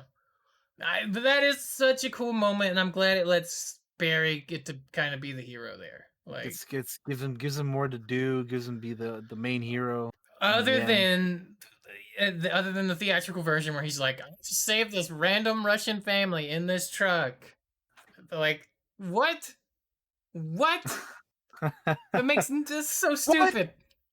What? What? Like a fucking like what's his name from GTA? What? Hmm. What? Fuck. I hated that part. I remember that part. I remember that part from theatrical cut, and I hated. Man. Yeah. Basically, literally every aspect of the theatrical version was improved, like immensely. Hmm. So much more. Like I had to like go back on my letterbox and rate the theatrical version worse because of now having seen this one. Like it was already bad, but I'm like, yo, the rating that I gave this, it needs to go low. And then I rated this new version, uh, significantly higher. But anyway, yeah, man. So this whole thing is like 6 parts plus an epilogue, right? Yeah. And we've kind of been skimming through them all here. I'm trying to think, is there like anything else that we had like that we want to talk about that we haven't? Because I mean, again, 6 parts plus an epilogue. There's a lot to talk about here. When we've Yeah. kind of been skimming through it here and there, and like to be 100%, this is what always happens to me. It's just all there's. I always forget to bring up something, and it isn't until we're done that I'm like, shit, I should have brought that up. But I'm trying to like Jeremy Irons as Amazonians, the Alfred is great Atlanteans. as Oh always. yeah, oh yeah, yeah, yeah. Mm-hmm. Yeah, Jeremy Irons' Alfred was fantastic when he's like working on the gauntlet, and Diana's like, "Oh, you should make a lasso and make it black too," you know? That was Yeah. great. That was really good. There's some cool Um, dialogue about Atlanteans and Amazonians fighting each other, having a oh yeah, war. them Uh, not liking each other, yeah. but it's all like little stuffs. Uh, Yeah. I'm trying to think of what else. Oh, let's talk about I almost forgot.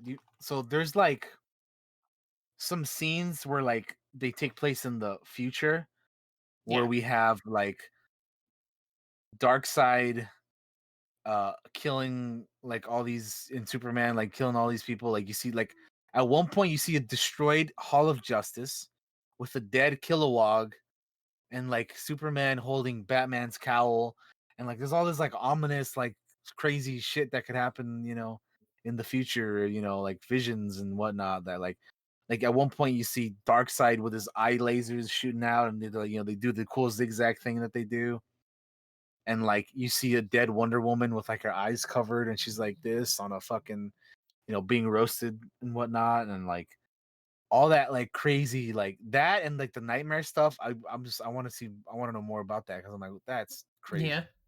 yeah. It's pretty dope shit, man. And then Uh, speaking of the Hall of Justice, yeah, we get to see them set up the Hall of Justice at the end of the movie. You have Diana and Bruce, and they're like, oh, there's a big old room. You can set the table right there for six, but more room for more, and that was really cool. Uh, yeah, man, I definitely, I just want them to continue this so we can see what comes after. yeah, I do I too. really, really want to see what comes after this. And again, WB, if you're watching this, you can absolutely do this. Okay, Hmm. you can you can restore the Snyderverse and then continue the Batman and whatever else you want to do. But Hmm. please, please let us have the Snyderverse continue. I want to see more Henry Cavill Superman. I want to see more Henry Cavill Superman 100%. Like you can't just he wants to do it. Don't do him dirty like that. Don't do us dirty like that, but need to portray the character. I'd love to see fucking Ben Affleck return as Batman, and I want to see him and Deathstroke go at it, dude. Like that would be cool. It's not like you can't have multiple Batman. I mean, shit, you're having two Batman in the fucking Flash movie. You're having Michael Keaton and Ben Affleck in that one. So come on. So Ben Affleck is still portraying the character at least for at least one more movie. But come on, man, you can still have him be around. Don't do that. Um, but yeah, I just want to see this. I want to see the Snyderverse continue, man. It's great. I I do like to too. do, and honestly, like especially after watching the Snyder Cut, like it I mentioned that at the beginning, or when we're talking about the news or something, but like I have like such a void for DC stuff right now because we don't really have anything right now. Yeah. And watching the Snyder Cut kind of like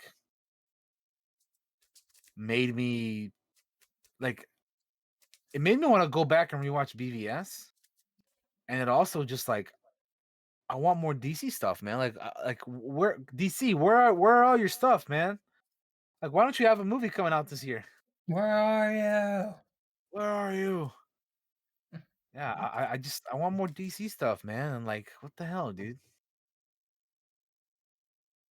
I just want to see more things. The Snyder this version got me excited, dude. Again, DC stuff. So I wish we had more, but we'll have to wait and see on that front. Um, but yeah, I don't know. What else do you want to talk about in Snyderverse Man, I don't know what else. or Snyderverse in the Snyder Cut? My bad. I don't know what else to really talk Well, about we can wrap too it up there, man. I mean, that's much. I think again, there's gonna be some stuff we missed. I apologize if you do. You can hit us up, and I'll be more than glad to talk to you about it if you're interested. Yeah, Yeah. I mean, it's a 4-hour movie. The theatrical version was only 2 hours, so it's a little bit of there's a lot of added content that was not in the previous theatrical version. And yeah, I can honestly say 100%. Um, WB, if you're listening, please continue the Snyderverse. I'm here for it. I'm loving it, especially after this. I'm glad you guys allowed and let and decided to continue with this version and let Zach complete his vision for this movie. I thought it was just a great thing to see. I really enjoyed it. This makes me very curious for the future, so please continue it, and also make this version canon, and go send the other version, the theatrical one, send that one down to the pit of Carcoon. Send it to the Sarlacc pit because we don't need that one anymore. Get the theatrical version out of here. Send Send it to it the Phantom down. Zone. Yeah, send it to the Phantom Zone, to the Sarlacc pit, whatever you want to call it, whatever you want to say. Get it out of here because we're, we are here for the Zack Snyder version of Justice League. So please continue it. We'll be here for it. Let the man's continue his vision, and continue with the other movies you're doing too, like Flash and Aquaman 2 and Shazam 2 and Black Adam. Complete that movie, because you guys have been working on that one forever. But yeah, man, I want to see this continue because this left a lot of cliffhangers here at the end, man. We now know that Deathstroke knows Bruce is, or Batman is Bruce because of Lex. The nightmare stuff I would like to see continued, and all the I actually want to see Darkseid in a movie now. Like he was in this one, but like he wasn't the main bad guy. I want to see him be the main villain eventually. Um, but yeah, again, just bring the people back, man. Bring everybody who needs to be back, like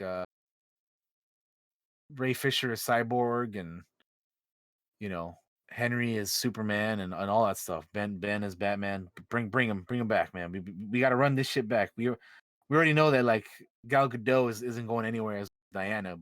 A few of these others are a little bit unknown, but that's I think that's the last thing I like to say is just not having seen the Snyder cut.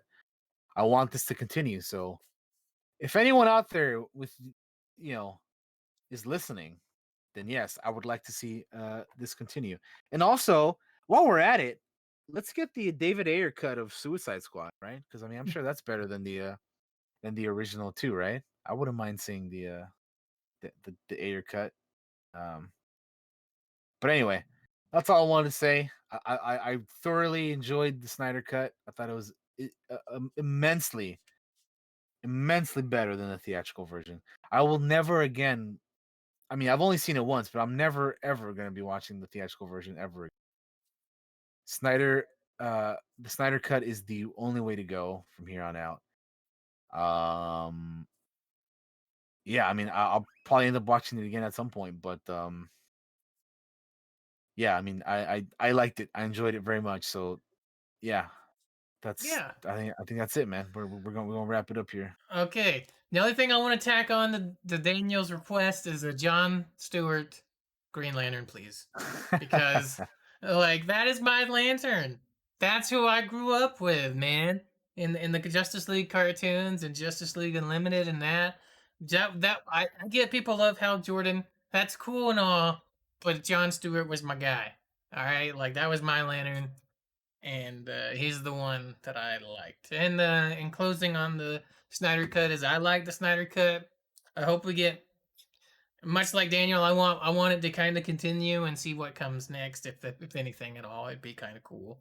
Um, but other than that, let's say our goodbyes. Daniel, you are up. Hashtag restore the Snyderverse. Thank you everybody for watching this or watching and listening to this episode of the Clockwork Canteen, episode 67, Zack Snyder's Justice League. We'll be back next week. Thank you everybody. It's been a fun one. Thank you for listening. I'm always down to talk DC, so definitely hit me up if you want to talk some of that. I'm excited for what's to come. Like I said earlier, I'm working on Raider on stream, so that's currently what we're doing. I'll be playing that tomorrow. So check that out on the links here on the side. And yeah, I recently watched the Godzilla movie, so I'm hype and I'm ready for Godzilla versus Kong, baby. Let's fucking go. That's gonna be in about a week and a couple days from now, so I'm pretty hype about that one as well. Yeah, I guess that's pretty much it. We'll stay tuned. I'm gonna be trying out some ketchup chips live on stream tomorrow. So taste testing, a little bit of taste testing for you guys tomorrow. So stay tuned for that. That's gonna be a whole lot of fun. But yeah, thank you everybody for joining. That's gonna be it for now. I appreciate you all. Peace out. Bye bye. Farewell. Hi guys, appreciate you all. Sorry, the sun's in my face. Appreciate you all for checking out today's episode of the Clockwork Cantina. We always have a good time doing the show. We've done it almost 2 years now at this point. Um, so look forward to continuing that with my good buddy Daniel here, one of my absolute best friends, and you guys in the chat as well. Um, the show is available on Spotify as well as on rss.com/podcast. Just Google the old Clockwork Cantina and we'll come right up for you. If you want the audio version of this here show. Coming up on this week, just keep an eye out. I might do a stream, I might not. I don't have any real plans at the moment, other than, just the usual keep an eye out. You never know when I'll pop on or whatever. Make sure to follow us all on Twitter, join the Discords, all that cool stuff. Follow the channel if you like what we've talked about here today over at twitch.tv/Josh902. Follow Daniel over at twitch.tv/DTIII. And we will catch you next time. Bye bye now, everybody.